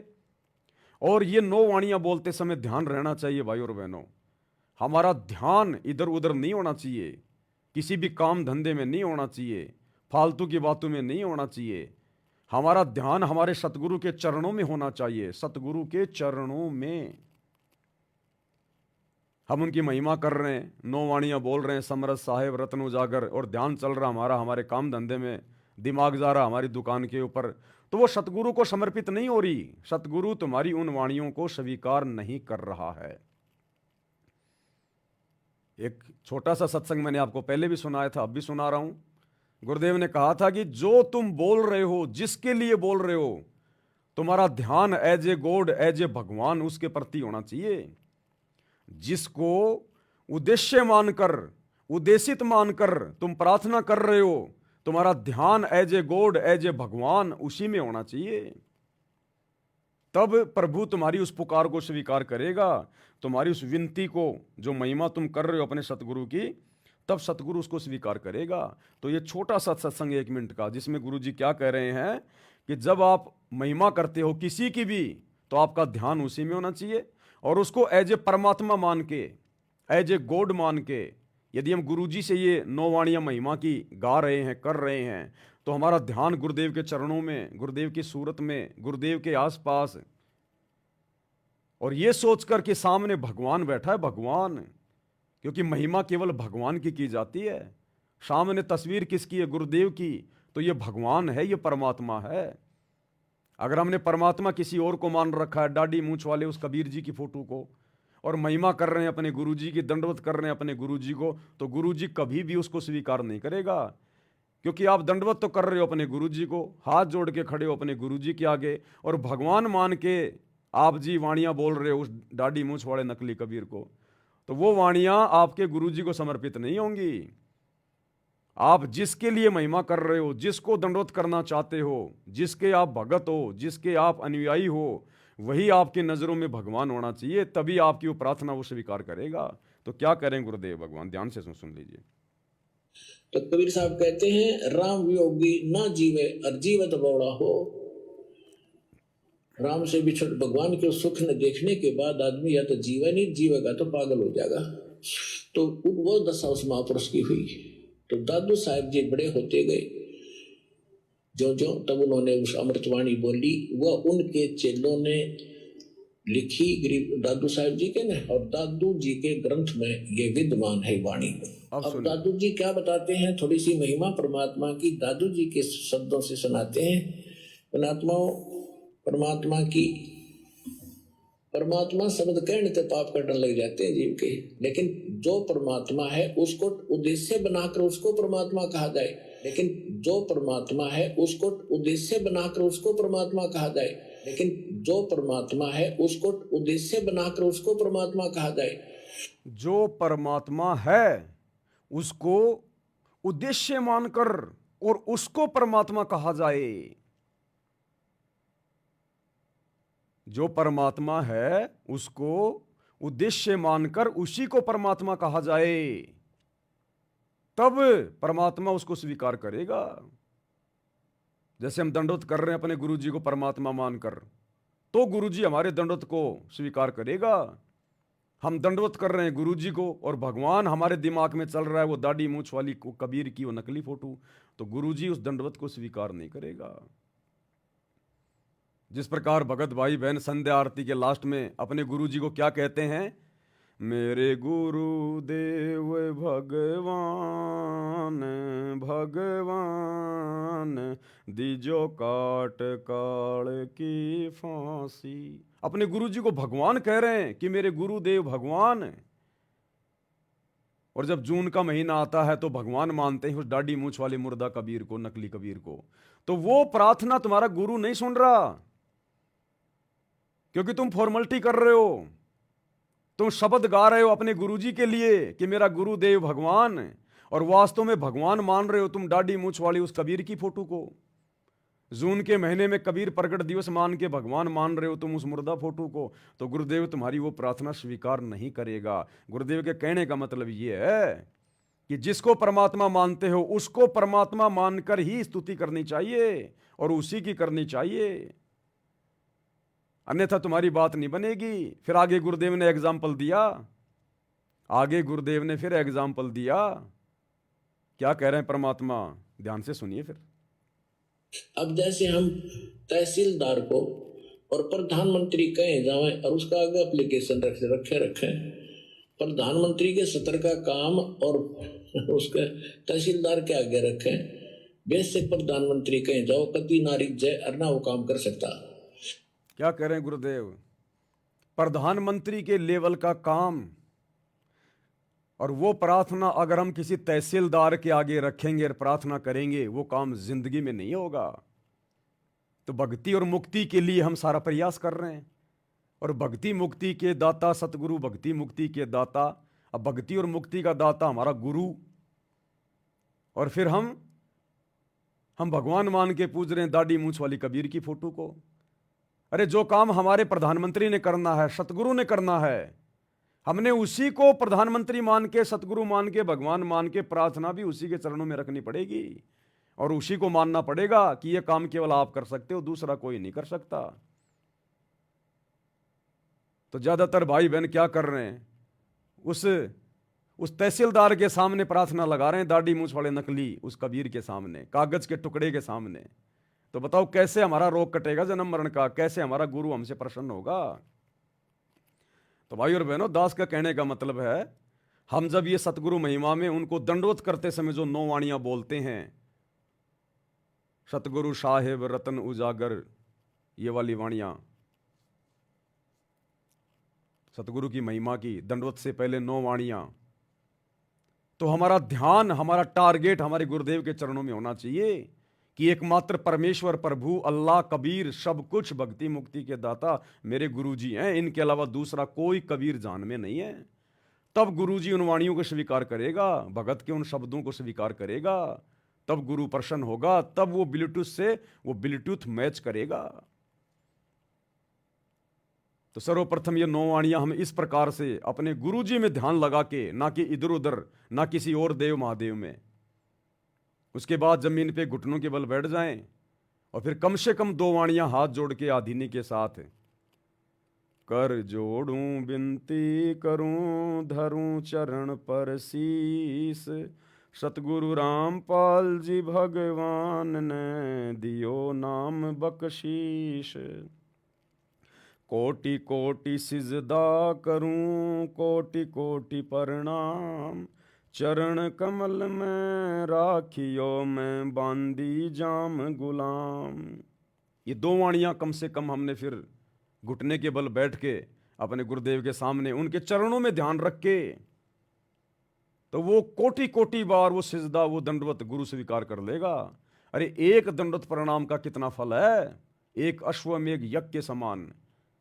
और यदि हम कहेंगे कोटि कोटि दंडवत कोटि कोटि प्रणाम, चरण कमल में राखियों में बांधी जाम गुलाम, परमात्मा स्वीकार करेगा उसको, क्योंकि हमारा लक्ष्य, हमारा टारगेट हमारा सतगुरु है। हमने उनको परमात्मा मान लिया, भगवान मान लिया, हमारे लिए और कोई दाढ़ी मूंछ वाला कबीर भगवान नहीं है। हमारे दरबार में हमारे गुरुजी के अलावा किसी और की फोटो नहीं होनी चाहिए, ना गरीबदास जी की, ना दादा गुरु की, ना पंडित चिदानंद जी की, ना दाढ़ी मूंछ वाले नकली कबीर की। अगर है तो चाहे आप कितने भाव से 9 वाणियां बोल लो, कितना कोटि कोटि दंडवत कर लो, परमात्मा स्वीकार नहीं करेगा। अगर किसी औरत के बटवे में, उसके पर्स में, अगर उसके पति के अलावा किसी गैर पुरुष की फोटो अगर उसके पति ने देख ली, वो पति उस औरत से प्रेम नहीं करेगा। तो हमारा दरबार साहिब हमारा पर्स है, हमारा बटुआ है, और हमारे बटुए में अगर हमारे गुरुजी के अलावा किसी और की फोटो दिखाई दे गई, ये अंतर्यामी परमात्मा, इसको देखने की जरूरत नहीं है। चीटी पायल बाजे पैर साहिब सुनता है सब लहर। कितना दंडवत करते रहना, कितना इसके गुणगान करते रहना, ये ध्यान नहीं देगा फिर। तो फिर कम से कम ये 2 वाणियां भगत भाई बहनों ने बोलनी है। और उसके बाद जिसको जैसा भी जो मंत्र मिला हुआ है, प्रथम नाम सतनाम सारनाम, उसके बाद 1 या 2 बार उन मंत्रों का हम जाप करें, और अपने गुरुदेव के खुली आंखों से हम फिर दर्शन करें, और फिर उनको दंडवत प्रणाम करें। तो ये दंडवत प्रणाम की जो विधि है, जिसके बाद में आत्मा बिल्कुल आत्म विभोर हो जाती है, वास्तव में हमें वो दंडवत का, वो यज्ञ का वो परिणाम मिलेगा, हमें वो फल मिलेगा। और आधीनी के साथ करना, हमने प्रणाम करना है, व्यायाम नहीं करना। अगर हम भाई बहन इस प्रकार से इन तमाम मर्यादाओं में रहकर गुरु को परमात्मा मानकर इस प्रकार से ध्यान से यदि हम ये दंडवत नहीं करते हैं, तो हम प्रणाम नहीं कर रहे, हम तो व्यायाम कर रहे हैं, व्यायाम कर रहे हैं। हम तो जमीन पे लेटना उठना, तो हमने प्रणाम करना है, व्यायाम नहीं करना। हमने परमात्मा कह रहे हैं जय गोपाल दंडवत करो पैरो पड़ प्रणाम। तो इस प्रकार से करना मैंने। अब उसके बाद भाई और बहनों, दास को परमात्मा ने छोटी सी प्रेरणा की जो आपके साथ में शेयर करना चाहता हूं, साझा करना चाहता हूं। जिस प्रकार हम सभी भाई बहन सुबह उठते ही परमात्मा का चरणामृत ग्रहण करते हैं या फिर नित्य नियम के बाद में लेते हैं चरणामृत, जैसा भी जिसकी व्यवस्था है। तो दंडवत की तो सारी विधि यही है, हम सबको पता है। चरणामृत करने से पहले दंडवत करेंगे या चरणामृत लेने के बाद दंडवत करेंगे, तो विधि तो यही है जो अभी आप सभी के सामने रखी गई है। 9 वाणियाँ बोलनी है, फिर जमीन पे घुटने टेक के 2 परमात्मा की वाणियाँ बोलनी है, और जिसको जो मंत्र मिला हुआ अपना मंत्र बोल के या जो संकल्प में है वैसे अपने गुरुदेव का जयकारा लगा के दंडवत कर लेगा। लेकिन जब हम चरणामृत लेते हैं परमात्मा का, अब चरणामृत कोई सामान्य चीज तो है नहीं। चरणा अमृत कदाचित पावे 84 कटे लोक सिंधावे। नित्य नियम में पेज नंबर 23 पर चरणामृत के मातम्य में परमात्मा की वाणियां है ना, कोटिक तीर्थ सब कर आवे चरणा अमृत तुरंत पावे, और चरणा अमृत कदाचित पावे 84 कटे लोक सिंधावे। ये पूर्ण संत का चरणामृत है, पूर्ण संत का, पूर्ण परमात्मा का, सामान्य चीज नहीं है ये। जब जीवा और दत्ता को यही सतगुरु रामपाल जी भगवान, यही कबीर परमात्मा मिले, तो जीवा दत्ता की सूखी लकड़ी बरगद की जो उन्होंने अपने आंगन में लगा रखी थी, और ये सोच रखा था यदि कोई पूर्ण संत होगा तो उसके चरणामृत से हरी भरी हो जाएगी तो मान लेंगे। वो सूखी लकड़ी सतगुरु के चरणामृत डालने मात्र से हरी भरी हो गई थी। लेकिन वो चरणामृत उन्होंने वैसे नहीं डाला, उसमें विधि से। सतगुरु का आशीर्वाद भी था, लेकिन उन्होंने भी पूरी विधि अपनाई, तब उस चरणामृत ने काम किया। जैसे कबीर परमात्मा सतगुरु रामपाल जी वहां गए अपनी प्यारी आत्माओं के पास में उनके विश्वास को बनाए रखने के लिए, तो दौड़ के वो परमात्मा के पास गए और उनको अपने घर पे ले आए। और उसके बाद उन दोनों ने क्या किया, उन दोनों ने एक बड़ी सी एक थाल ली, एक परात, और सतगुरु के चरण उस परात में रखे, और उसके बाद एक लोटे में जल लाए, सतगुरु के चरणों के ऊपर जल डाला और सतगुरु के चरण धोए। और उसके बाद जो परात में जो जल था, जो चरणा अमृत बन गया, उस चरणामृत को उन्होंने पिया, और उसमें जो सूखी जो टहनी लकड़ी बरगद की जो अपने आंगन में डाल रखी थी उसमें डाला वो चरणामृत है। तब वो तुरंत पौधा बन गई, तुरंत आंखों के सामने देखते देखते। जैसे हम लोग यूट्यूब पे देखते हैं एनिमेशन वीडियो में, जमीन से पौधा निकल रहा है, बड़ा हो रहा है, फूल निकल रहे हैं आंखों के सामने। ये विज्ञान उसी परमात्मा की तो दी हुई है। जो कंप्यूटर से हम लोग इस प्रकार की वीडियो बना लेते हैं, उसको कंप्यूटर की जरूरत नहीं है, उसको लैपटॉप की जरूरत नहीं है, वो तो अपने वचन से सब कुछ कर सकता है, ऐसा का ऐसा। लेकिन उन्होंने विधि से किया, तो वही विधि भाई और बहनों अब हमने अपनानी है। इससे सतगुरु और प्रसन्न होगा, हमारे और निकट आएगा, हमारे भाव बनेंगे। तो अब हमने क्या करना है, सतगुरु का चरणामृत लेने से पहले हमने दंडवत तो करना ही करना है, और दंडवत की विधि वही है। तो अपने हाथ में सतगुरु का चरणामृत लेके एक कप में, एक गिलास में, और उसी प्रकार से हम सतगुरु के दरबार के सामने खड़े हो जाएंगे। यूं अपने हाथों में वो गिलास भी रखेंगे हम ऐसे चरणामृत का, यूं हाथ जोड़ के यूं, और वही 9 वाणियां हमने बोलनी है। समृत साहेब रत्न उजागर सत्य पुरुष मेरे सुख के सागर। लेकिन ये 9 वाणियां बोलते समय हमारे को जो भी 1 मिनट का समय लगता है या 1.5 मिनट का समय लगता है, हमने क्या करना है, हमने मानसिक क्रिया करनी है। ये 9 वाणियां प्यार प्रेम से बोलते समय हमारा ध्यान, हमारी सुरती ये होनी चाहिए कि सामने चेयर पर या बेड पर, सिंहासन पर मेरे गुरुदेव भगवान बैठे हुए हैं, और मैं उनके जो वो चरण कमल हैं उनको धो रहा हूं, मैं उनके चरण कमल धो रहा हूं, गुरुदेव के चरणों के नीचे एक परात रखी है और मैं गुरुदेव के चरणों के ऊपर जल डाल रहा हूं और वो जल उस परात में नीचे गिर रहा है और उसको मैं पी रहा हूं। हमने इस प्रकार मानसिक क्रिया करनी है ये 9 वाणियां बोलते समय खड़े होकर पहले, और मन में ये चल रहा होना चाहिए सामने गुरुजी बैठे हैं, मेरे एक हाथ में ये जल का लोटा है, एक हाथ से मैं अपने गुरुजी के पैरों को धो रहा हूं और वो जल नीचे गिर रहा है उस परात में, और उसको फिर हम नीचे जमीन पर बैठकर घुटने टेक कर फिर वो 2 वाणियां हम बोलेंगे, कोटि कोटि सिजदा करूं कोटि कोटि प्रणाम, ये वाली 2 वाणियां बोल के, और उसके बाद फिर हमने वो जल समझकर जो मैंने 9 वाणियां बोलते समय जो मैंने चरणामृत को मैंने बनाया है, मैंने वो तैयार किया है, वो चरणामृत समझकर अपने हाथ में फिर हमने उसको इस प्रकार से पीना हमने। तो हमारा ध्यान हमारे गुरुदेव के चरणों में रहा। और भाई परमात्मा कहते हैं ये भक्ति तो मन कर्म और वचन की है, ये भक्ति मन कर्म वचन की है। चाहे हम किसी को मन ही मन में कोई गाली निकाल दें या किसी का हम कोई बुरा सोच लें, या चाहे अपनी जुबान से हम किसी के प्रति कोई बुरा बोल दें, या इस शरीर से हम किसी का कोई नुकसान कर दें, पाप तो बराबर लगता है ना। तो इसी प्रकार ये भक्ति है। हम चाहे मानसिक रूप से अपने गुरुजी के चरणामृतों को, अपने गुरुजी के चरणों को धो के उनका चरणामृत बना लें, चाहे साक्षात बना लें, वो चरणामृत बन गया। अगर आपने गुरु को भगवान मान के, परमात्मा मान के, और यदि आप मर्यादाओं में हैं और यदि आपने वो क्रिया मानसिक रूप से की है तो वो आपका चरणामृत बन गया, ओरिजिनल चरणामृत, ओरिजिनल। अरे कल को सतगुरु सतलोक चला जाएगा, फिर कैसे उनके चरण धोके पियोगे, फिर कहां से लाओगे चरणामृत, कब तक बढ़ाते रहोगे, उसका अंश क्या समाप्त नहीं होगा। तो यही विधि चलेगी।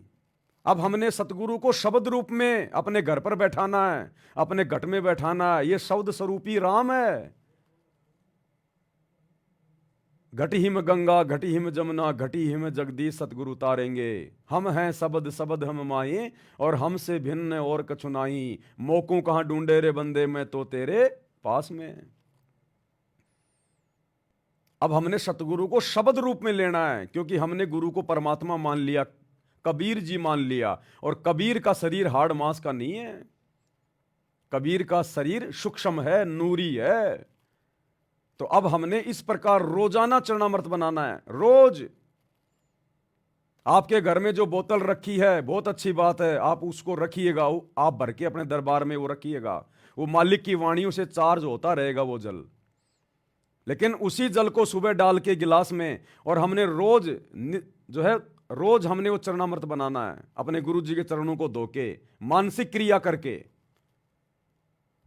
गुरु जी की फोटो के ऊपर नहीं डालना, मानसिक क्रिया करनी है हमने, मानसिक क्रिया। और रोज हमने इस प्रकार से 9 वाणियां बोलते समय रोजाना हमने चरणामृत बनाना अपना, और रोज हमने उस चरणामृत को पीना हमने। भाई दास को परमात्मा ने प्रेरणा की, इसलिए मैंने आप भाई बहनों को यह बात बताई है। अब देखो ये भक्ति मार्ग है, ये जबरदस्ती का मार्ग नहीं है, मैंने कह दिया आपने अपना लिया, ये ऐसा मार्ग नहीं है। अपने गुरुदेव भगवान को दंडवत करना, उनसे आज्ञा लेना, और आपकी आत्मा यदि आपको गवाही दे कि ये बिल्कुल सत्य है, ज्ञान आधार से है, इससे तो हमारे भाव भी बढ़ेंगे, हमारी भक्ति बढ़ेगी, हमारा समर्पण बढ़ेगा।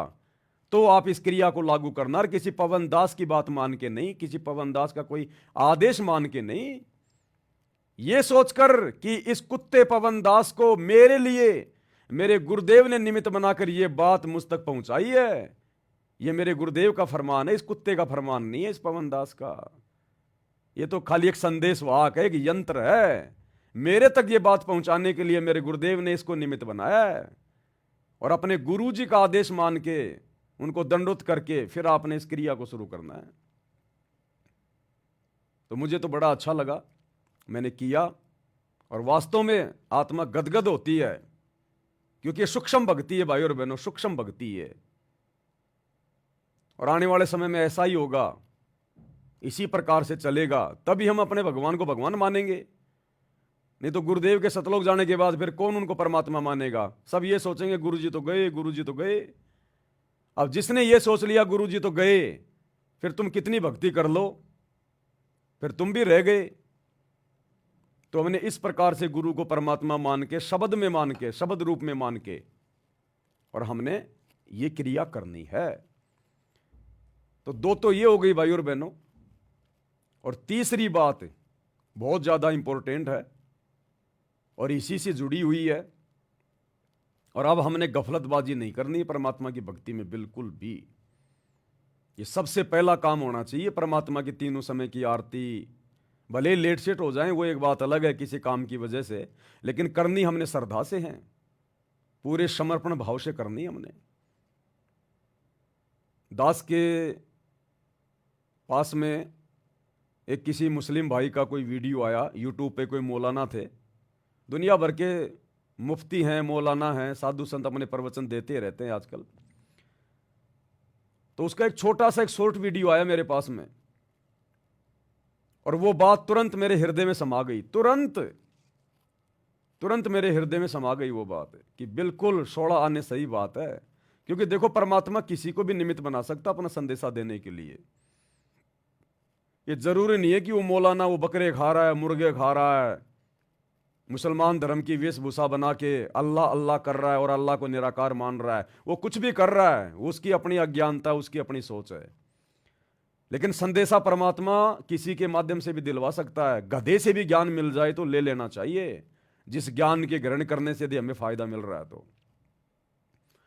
तो उस मौलाना की वो बात परमात्मा के आशीर्वाद से, गुरुदेव भगवान के आशीर्वाद से, मालिक ने पहुंचानी थी, उसके माध्यम से वो पहुंच गई। और मुझे बड़ा अच्छा लगा और मैंने उसको बिल्कुल आज ही फॉलो किया अपने परमात्मा का आदेश मान के। क्योंकि जो सच्ची बात होगी वो आत्मा को तुरंत स्वीकार्य हो जाएगी। क्या बताया उसने, आप और हमने विचार करना चाहिए। क्योंकि ओरिजिनल निमाज वर्तमान में अगर धरती पर किसी के पास है, आप और हमारे पास में है। ओरिजिनल निमाज हजरत मोहम्मद के पास भी नहीं थी। हालांकि हजरत मोहम्मद जी को रोजे, बंग और नमाज, ये तीन चीजें ये कबीर परमात्मा ने दी थी, शैतान ने नहीं दी थी। रोजे, बंग और नमाज, उसके पास भक्ति के लिए कुछ नहीं है। तप करो, तप और ओम नाम का जाप करो, इसके अलावा वो कुछ नहीं दे सकता। परमात्मा सूक्ष्म वेद में कहते हैं ना, रोजा बंक निमाज दई रे, बिस्मिल कील नहीं बात कही रे। कबीर परमेश्वर ने क्या कहा? अभी आप जो पुस्तक जिस पर वीडियो बनाए जा रहे हैं, मुसलमान नहीं समझे ज्ञान कुरान, अभी उसमें जिक्र आएगा आगे 5 नंबर वीडियो में। तो गुरुदेव ने बताया, रोजा बंक निमाज दई रे और बिस्मिल की नहीं बात कही रे। बिस्मिल यानी मांस खाना, जीव काटना। कबीर परमात्मा ने कहा कि जब हजरत मोहम्मद काबा में गया हुआ था हज करने के लिए, तब मैं उसको जिंदा महात्मा के रूप में मिला था वहां पर। ये सतगुरु रामपाल जी भगवान, ये कबीर मालिक, और हजरत मोहम्मद जी को अपने साथ में मिनी सतलोक लेकर गए थे, और वहां उसको सब कुछ बताया, सब कुछ दिखाया कि देख तू शैतान की तू इबादत कर रहा है, तू ये भक्ति कर जो मैं तुझे दे रहा हूं। और उसको नाम दिया, उसको मंत्र दिया, अल्लाहु कबीर, अल्लाहु कबीर। क्योंकि ओरिजिनल तो आज देने थे मालिक ने। आज से पहले तो आत्माओं को बस ऐसे ही दे दा के, और उनको थोड़ी बहुत धार्मिकता उनके अंदर मालिक ने बना के रखनी थी।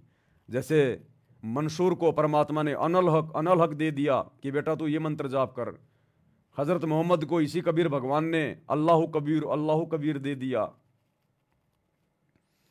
तो मिनी सतलोक ले गए हजरत मोहम्मद जी को, और परमात्मा ने कहा कि देख तेरे को ऐसे रोजे करने हैं और सभी को बता देना, रोजा बंक नमाज दई रे। ये 5 टाइम की नमाज ये शैतान ने नहीं दी, ये कबीर परमात्मा सतगुरु रामपाल जी भगवान ने दी थी, धार्मिकता बनाए रखने के लिए। क्योंकि उस समय मोक्ष का समय नहीं था।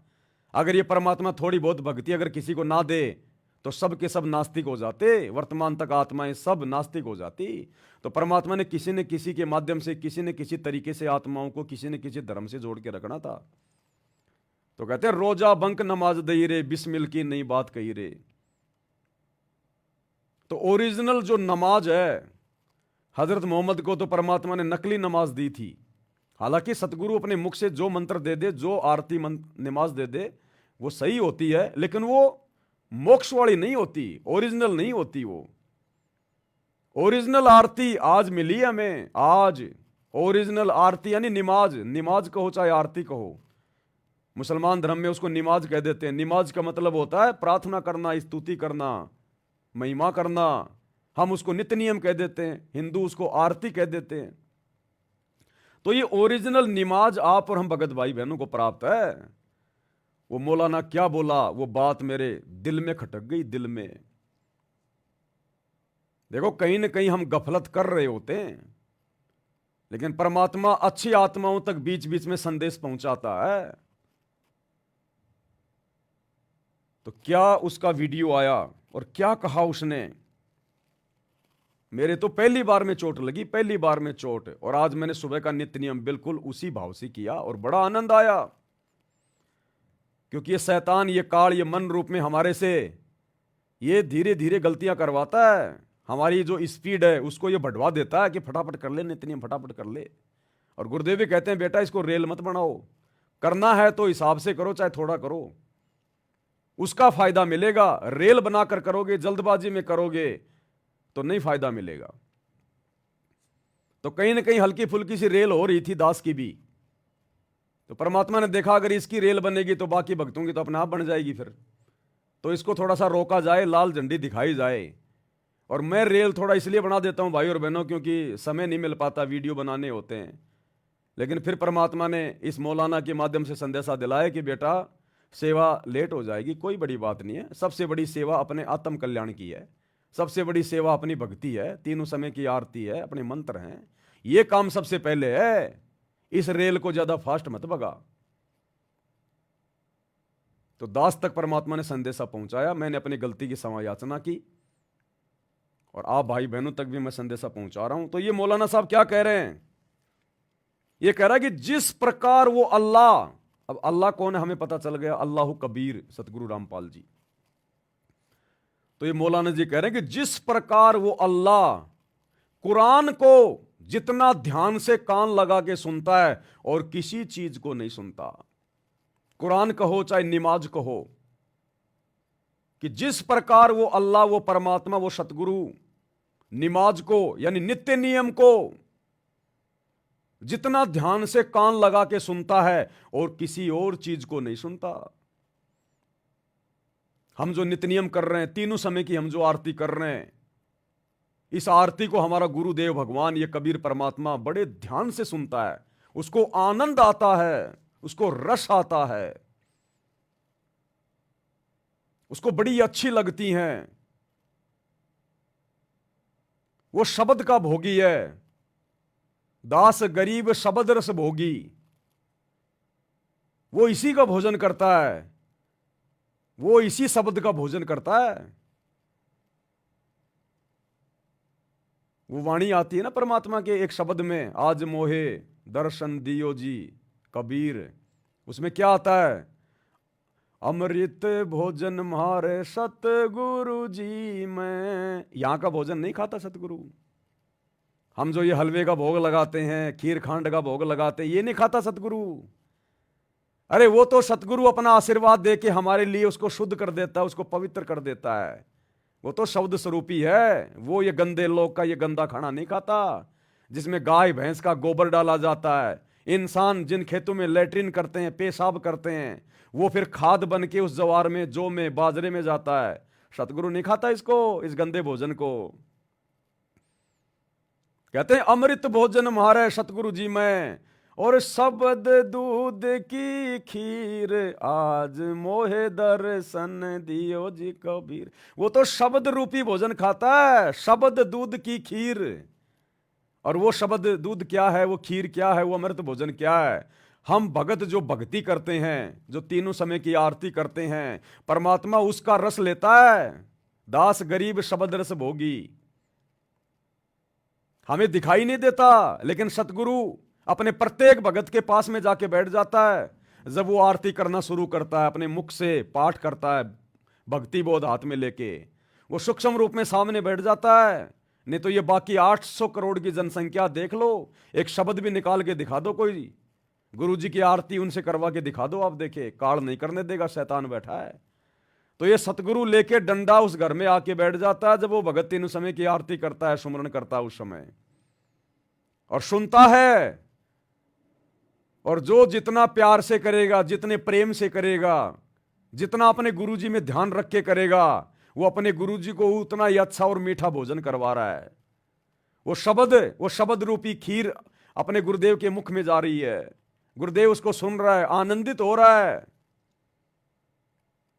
अरे जिस प्रकार ये जो बॉलीवुड में जो गाने गाती हैं लड़कियां, इनको कैसे किया जाता है, इनको सेलेक्ट, अखबार में विज्ञापन दिया जाता है कि जिसको गाना गाना आता है, जिसकी आवाज अच्छी है, वो आ जाओ जी, आपकी ट्रेनिंग होगी, आप लोगों के लिए वो होगा। सब लोग ले लेके अपना बायोडाटा पहुंच जाते हैं, और बॉलीवुड के 4-5 लोग जो गायकार होते हैं, जो बड़े बड़े, वो वहां पहुंच जाते हैं, वो सामने बैठ जाएंगे वहां पर, वो जज बन के, और सामने आएंगे लड़के और लड़कियां, अपना अपना वो गाना गाएंगी, बेस्ट गाने का प्रयास करेंगी।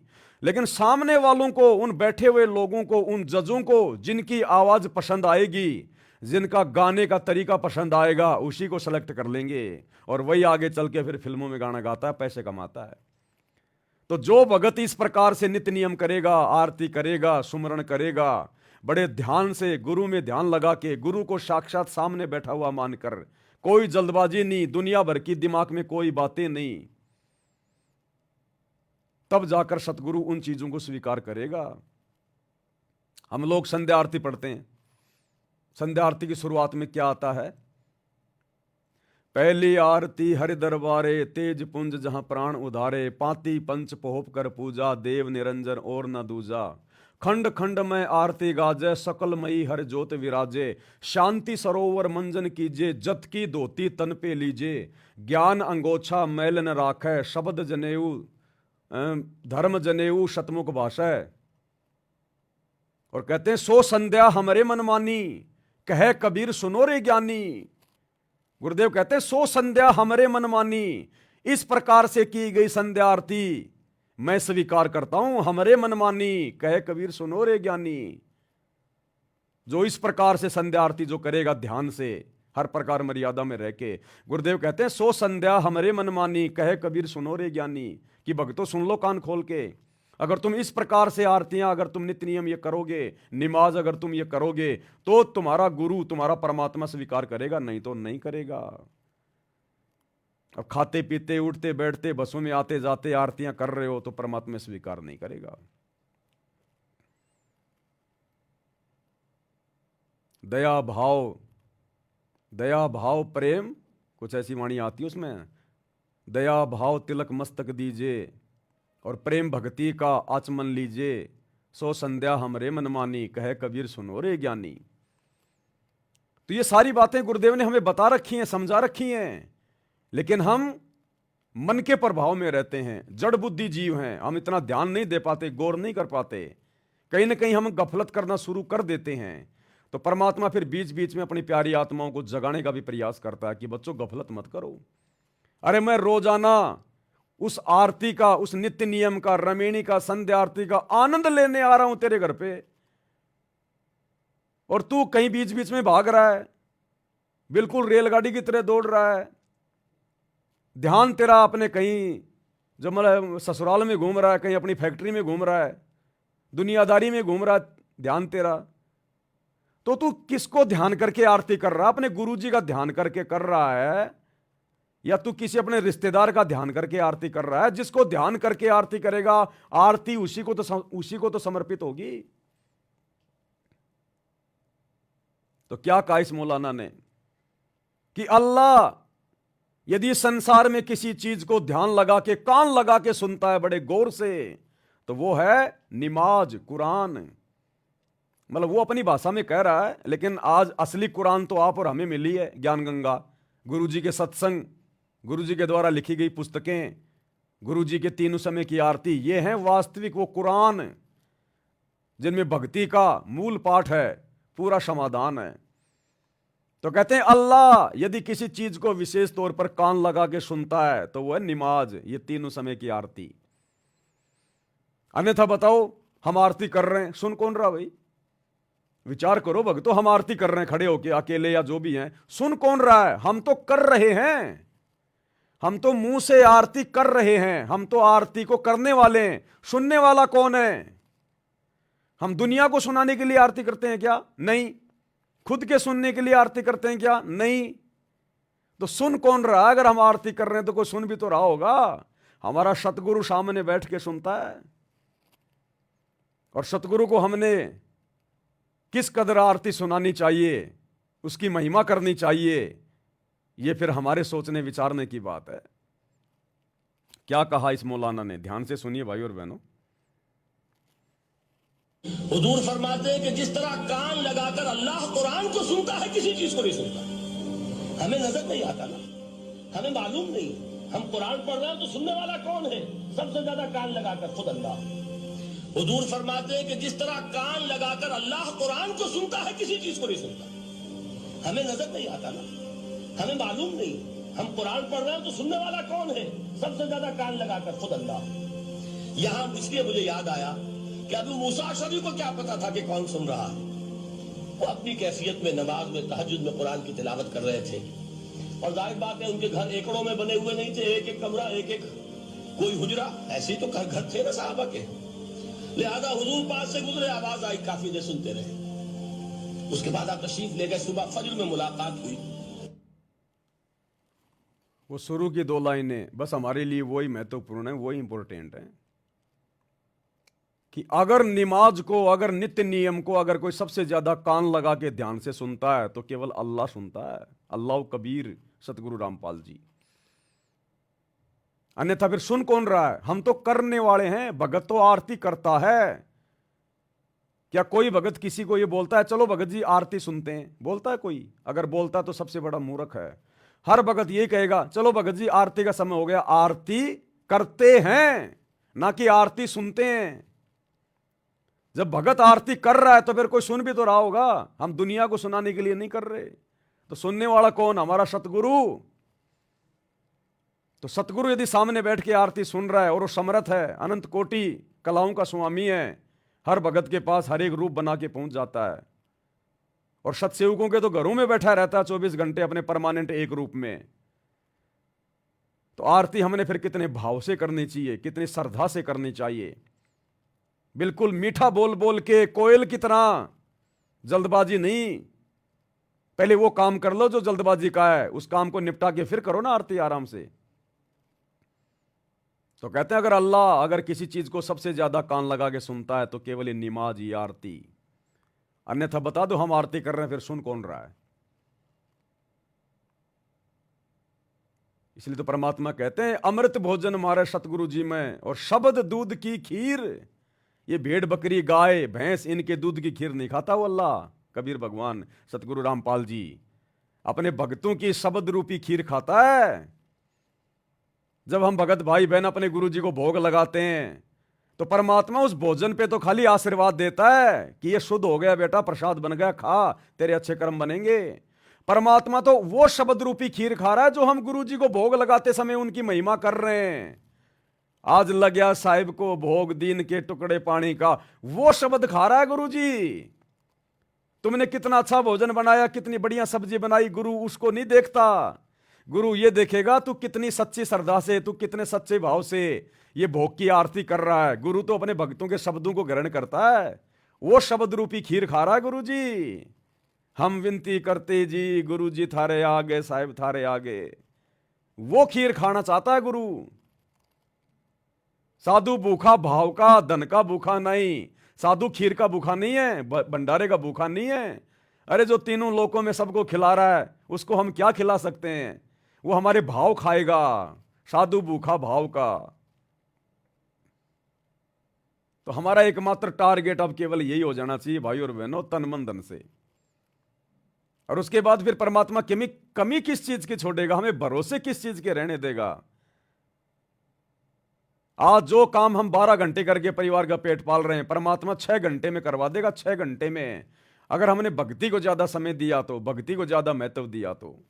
ये वो समर्थ अल्लाह धरती पे प्रकट है। अरे ये मुसलमान, मौलाना, मुफ्ती, आम समाज, चारों धर्मों के लोग इनको तो पता भी नहीं अल्लाह कौन है, भगवान कौन है, कैसा है, कहां रहता है, कैसा दिखाई देता है। और जब ये लोग भी इस प्रकार से डर के अपनी भक्ति कर रहे हैं, तो आप और हमारे तो घर में अल्लाह बैठा हुआ है, हमारे तो घट में अल्लाह बैठा हुआ है, हमें तो पता है अल्लाह कौन है, हम तो डायरेक्ट उसकी शरण में हैं, हमारा तो उससे कनेक्शन जुड़ा हुआ है। फिर हम क्यों नहीं डर रहे? हम उस भाव से उसको प्रसन्न क्यों नहीं करना चाहते? इसलिए हमने अब विचार करना पड़ेगा, इन बातों पे गौर करना पड़ेगा, और इस श्रद्धा से अब हमने अपनी भक्ति को प्रथम महत्व देना पड़ेगा, प्रथम महत्व। तब जाकर ये अल्लाह, ये सतगुरु प्रसन्न होगा। एक बार फिर से सुन लो। हुजूर फरमाते हैं कि जिस तरह कान लगाकर अल्लाह कुरान को सुनता है, किसी चीज को नहीं सुनता। हमें नजर नहीं आता ना, हमें मालूम नहीं, हम कुरान पढ़ रहे हैं तो सुनने वाला कौन है? सबसे ज्यादा कान लगाकर खुद अल्लाह। हुजूर फरमाते हैं कि जिस तरह कान लगाकर अल्लाह कुरान को सुनता है, किसी चीज को नहीं सुनता। हमें नजर नहीं आता ना, हमें मालूम नहीं, हम कुरान पढ़ रहे हैं तो सुनने वाला कौन है? सबसे ज्यादा कान लगाकर खुद अल्लाह। तो भाई और बहनों, हमने शिक्षा लेनी है, चाहे वो कहीं से भी मिल जाए, किसी से भी मिल जाए, क्योंकि आज हमें पता कि अल्लाह कौन है और असली कुरान क्या है, असली बंदगी क्या है, असली भक्ति क्या है। तब जाकर हमारी बात बनेगी भाई और बहनों, क्योंकि हम बिल्कुल उस मोड़ पे खड़े हैं। इस मोड़ पे यदि जरा सी भी गलती आप और हमारे से अगर बन गई, किसी भी प्रकार की बात नहीं बन पाएगी। और अब हमने किसी के भी आगे हाथ फैलाना बिल्कुल छोड़ देना चाहिए। वैसे तो सभी सत्सेवक भाई बहन आज से लगभग 7-8 महीने पहले संकल्प ले चुके हैं। परमात्मा ने प्रेरणा करके दास से एक वीडियो बनवाया था कि हम सत्सेवक भाई बहन जो अपने अल्लाह को पहचान चुके हैं, अपने गुरु को पहचान चुके हैं, हम एकेश्वरवाद पे हैं, एक ईश्वर की भक्ति करते हैं, सतगुरु की, इस कबीर की। अब हमने दुनिया के आगे हाथ नहीं फैलाने, अब हमने किसी से उधार मदद नहीं मांगनी, विशेषकर अनाज की और ये पैसों की। अब वैसे आड़ोसी पाड़ोसी को अगर कोई सीडी की जरूरत पड़ गई, किसी और चीज़ की जरूरत पड़ गई तो ले सकते हैं, दे सकते हैं, वो बात अलग है। लेकिन हमने अनाज के लिए और पैसों के लिए अपने अल्लाह के सिवा, अपने गुरु के सिवा हमने किसी के आगे हाथ नहीं फैलाने, न रिश्तेदारों के आगे। अगर मदद कोई करना चाहता है तो भगत भाई बहन एक दूसरे की मदद कर सकते हैं, हमने जगत के आगे हाथ नहीं फैलाना बिल्कुल भी, नहीं तो हमारा भगवान, हमारा अल्लाह नाराज हो जाएगा कि तेरे को दुनिया की सबसे कीमती चीज मिल गई, तेरे को दुनिया का सबसे बड़ा सेठ, जगत सेठ मिल गया, और तू जगत सेठ का बच्चा होकर ढंग से भक्ति ना करके तो दुनिया के आगे हाथ फैला रहा है। देना 5,000 रुपये, देना 10,000 रुपये, देना ये देना वो देना। तो दुनिया का भिखारी है या तू अपने गुरु का भिखारी है? तो परमात्मा भी ऐसे भगत से नाराज होता है कि अभी तक इस नादान ने मेरे को समझा नहीं, इसने मेरे को क्या मान रखा है, जिसने मैंने 21 ब्रह्मांड इस काल को भीख में दे रखे हैं, और मेरी शरण में आके ये दुनिया से भीख मांग रहा है। अरे दुनिया से भीख मांगने का मतलब है काल के आगे हाथ फैलाना, क्योंकि वो काल के तो पुजारी हैं दुनिया वाले। आज हम भगत भाई बहनों को कोई कहे कि लो जी ये सामने शंकर भगवान का मंदिर है, ये विष्णु जी का मंदिर है, कुछ मांग लो, इससे कुछ पैसे टंगे मांग लो, कोई भाई बहन मांगेगा क्या? अरे नहीं नहीं नहीं, हम नहीं मांगते इन देवी देवताओं से। तो देवी देवताओं के पुजारियों से क्यों मांग रहे हो फिर? वो तो और भी नीच काम है, घटिया काम है। इससे अच्छा तो फिर देवी देवताओं से मांग लो। तो देवी देवताओं से मांग लो, चाहे देवी देवताओं की पूजा करने वाले उनके पुजारियों से मांग लो, जगत वालों से मांग लो, रिश्तेदारों से मांग लो, बात एक ही है। तुमने उन्हीं के आगे हाथ फैला दिए, ब्रह्मा विष्णु महेश के आगे, देवी देवताओं के आगे। तो सतगुरु इससे नाराज होता है। भिखारी बनो तो अपने गुरु जी के। अरे अगर तू भक्ति कर रहा है, मर्यादा में है, तेरा गुरु तेरे को भूखा मरना देगा? किसी चीज के भरोसे रहने देगा क्या? नेवर, कभी नहीं। जिसने हमारे को जुबान से करने के लिए भोजन दे दिए, क्या उस जुबान को यह परमात्मा भोजन के भरोसे रहने देगा क्या? क्या भगत को भूखा मरने देगा क्या? बार बार गुरुदेव सत्संग में कहते हैं, बच्चों तुम्हारी आवश्यकता से पहले वो जायज वस्तु तुम्हारे घर में लाके तुम्हारा गुरु रख देगा। अगर तुम नेक नीति से भक्ति अगर कर रहे हो, तो मर्यादा में रह के भक्ति कर रहे हो, तो कमी आप और हमारी है जो हम दुनिया के आगे हाथ फैलाते रहते हैं, काल के आगे। एक छोटा सा ऐसा ही वीडियो मेरे को मिला, उसने मुझे बड़ा प्रभावित किया। देखो, जब भगत की श्रद्धा सच्ची हो जाती है ना, जब उसके मन से विषय विकार परमात्मा दूर कर देता है, तो फिर यूट्यूब पर फिर फालतू के वीडियो नहीं आते उसके सामने वीडियो भी फिर अच्छे ही आएंगे, क्योंकि जैसी सोच होगी फिर वैसा ही उसके सामने मटेरियल आएगा। तो ऐसे कोई व्यक्ति ऐसे किसी मुसलमान भाई से कोई मजाक कर रहा है, कोई बूढ़ा व्यक्ति है, वो कह रहा है कुछ मांग ले, कुछ नरेंद्र मोदी से कुछ मांग ले, अमित शाह से कुछ मांग ले। अरे ना ना ना, कुछ नहीं है। अरे नरेंद्र मोदी कौन? कौन नरेंद्र मोदी? अरे कुछ मांग ले उससे, कुछ मांगोगे, कुछ कहना चाहोगे? ना ना, कुछ नहीं कहना चाहता, जो भी कहेंगे अपने अल्लाह से कहेंगे। अमित शाह से? कौन? कौन अमित शाह? वो बोला भारत का प्रधानमंत्री अमित शाह। कुछ मांग लो। है क्या मांग लो? बोला मांगना है तो मांगो खुदा से। उसने कहा कि मांगना है तो मांगो खुदा से। क्या मांगूंगा मैं तेरे प्रधानमंत्री से, तेरे अमित शाह से, तेरे नरेंद्र मोदी से? वो 70 साल का बूढ़ा मुसलमान। भाई और बहनों, इन मुसलमानों के पास में केवल भक्ति सही नहीं है, इनको बेचारों को शैतान ने भ्रमित कर रखा है। इनको भक्ति सही नहीं है, बाकी ये एक नंबर के इंसान है, एक नंबर के। ये मांस खाना, ये करना, ये तो चलो इनको शैतान ने इनको भ्रमित किया हुआ है। अगर कोई मुसलमान अगर सतगुरु रामपाल जी की शरण में आ जाता है, उसके बाद वो जो भक्ति करेगा ना, आप और हमारे जैसे टटपुंजी नहीं कर सकते, क्योंकि वो तो पहले से ही एक अल्लाह को मानता है। अल्लाह के आगे मुसलमान किसी के और के आगे हाथ नहीं फैलाता। हालांकि वर्तमान में बेचारों को सच्ची इबादत का ज्ञान नहीं है, अल्लाह का ज्ञान नहीं है, लेकिन जिस पंथ से वो जुड़े हुए हैं और हजरत मोहम्मद ने उनको जो शिक्षा दी है, उस आधार से वो केवल ये सोचते हैं कि हम एक अल्लाह की भक्ति करेंगे और किसी की नहीं करेंगे, भले वो शैतान की कर रहे हैं वर्तमान में अल्लाह मान के। लेकिन हमने तो शिक्षा लेनी है, चाहे कोई जी भी हो। जब ये जगत का आदमी, शैतान की पूजा करने वाला आदमी, जिसको अल्लाह का कोई अता पता भी नहीं पता, और इसको जब ऑफर दिया जा रहा है, ये दुनिया तो 5-5 किलो आटा मांगती फिरती है, राशन का आटा खा रही है, गेहूं खा रही है। हम सत्सेवक भाई बहन तो नहीं खाते, परमात्मा ने संदेशा भिजवा दिया था, फिर भी कोई खा रहा था, भाई उसके कर्म।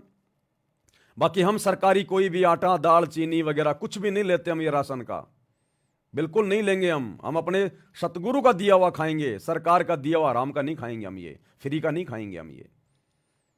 तो ये मुसलमान भाई 70 साल का, जिसको भक्ति का ना पता ना भगवान का, फिर भी देखो कितना भक्ति पर दृढ़ है। इसको बार बार कहा जा रहा है कुछ मांग ले मोदी से, कुछ मांग ले। यहां लोग सरपंच के पैर पड़ जाते हैं। और क्या कह रहा है? शिक्षा लेनी चाहिए कि मांगना है तो मांगो खुदा से। क्या दे देगा तेरा नरेंद्र, क्या दे देगा तेरा अमित शाह? क्या कह रहा है? मोदी जी साहब क्या कहना चाहते हैं? मोदी साहब कुछ नहीं कहा जी, जब कहते तो अपने अल्लाह के कारण मोदी नया कुछ कहना चाहते हो? कुछ नहीं, एक बात नहीं कहा। अमित शाह जी से? हम किसे? अमित शाह जी से? अमित शाह क्या है? अमित शाह मतलब प्रधानमंत्री। प्रधानमंत्री हुए अमित शाह, प्रधानमंत्री के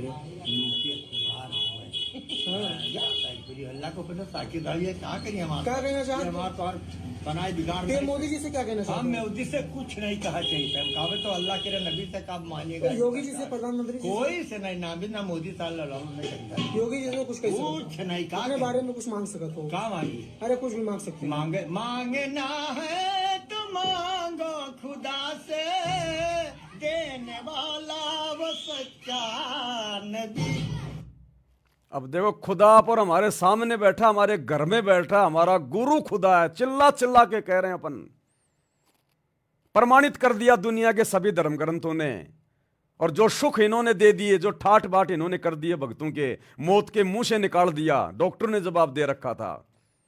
और जो आत्मिक खुशी आनंद इस अल्लाह की भक्ति में, दुनिया के किसी अल्लाह की भक्ति में नहीं।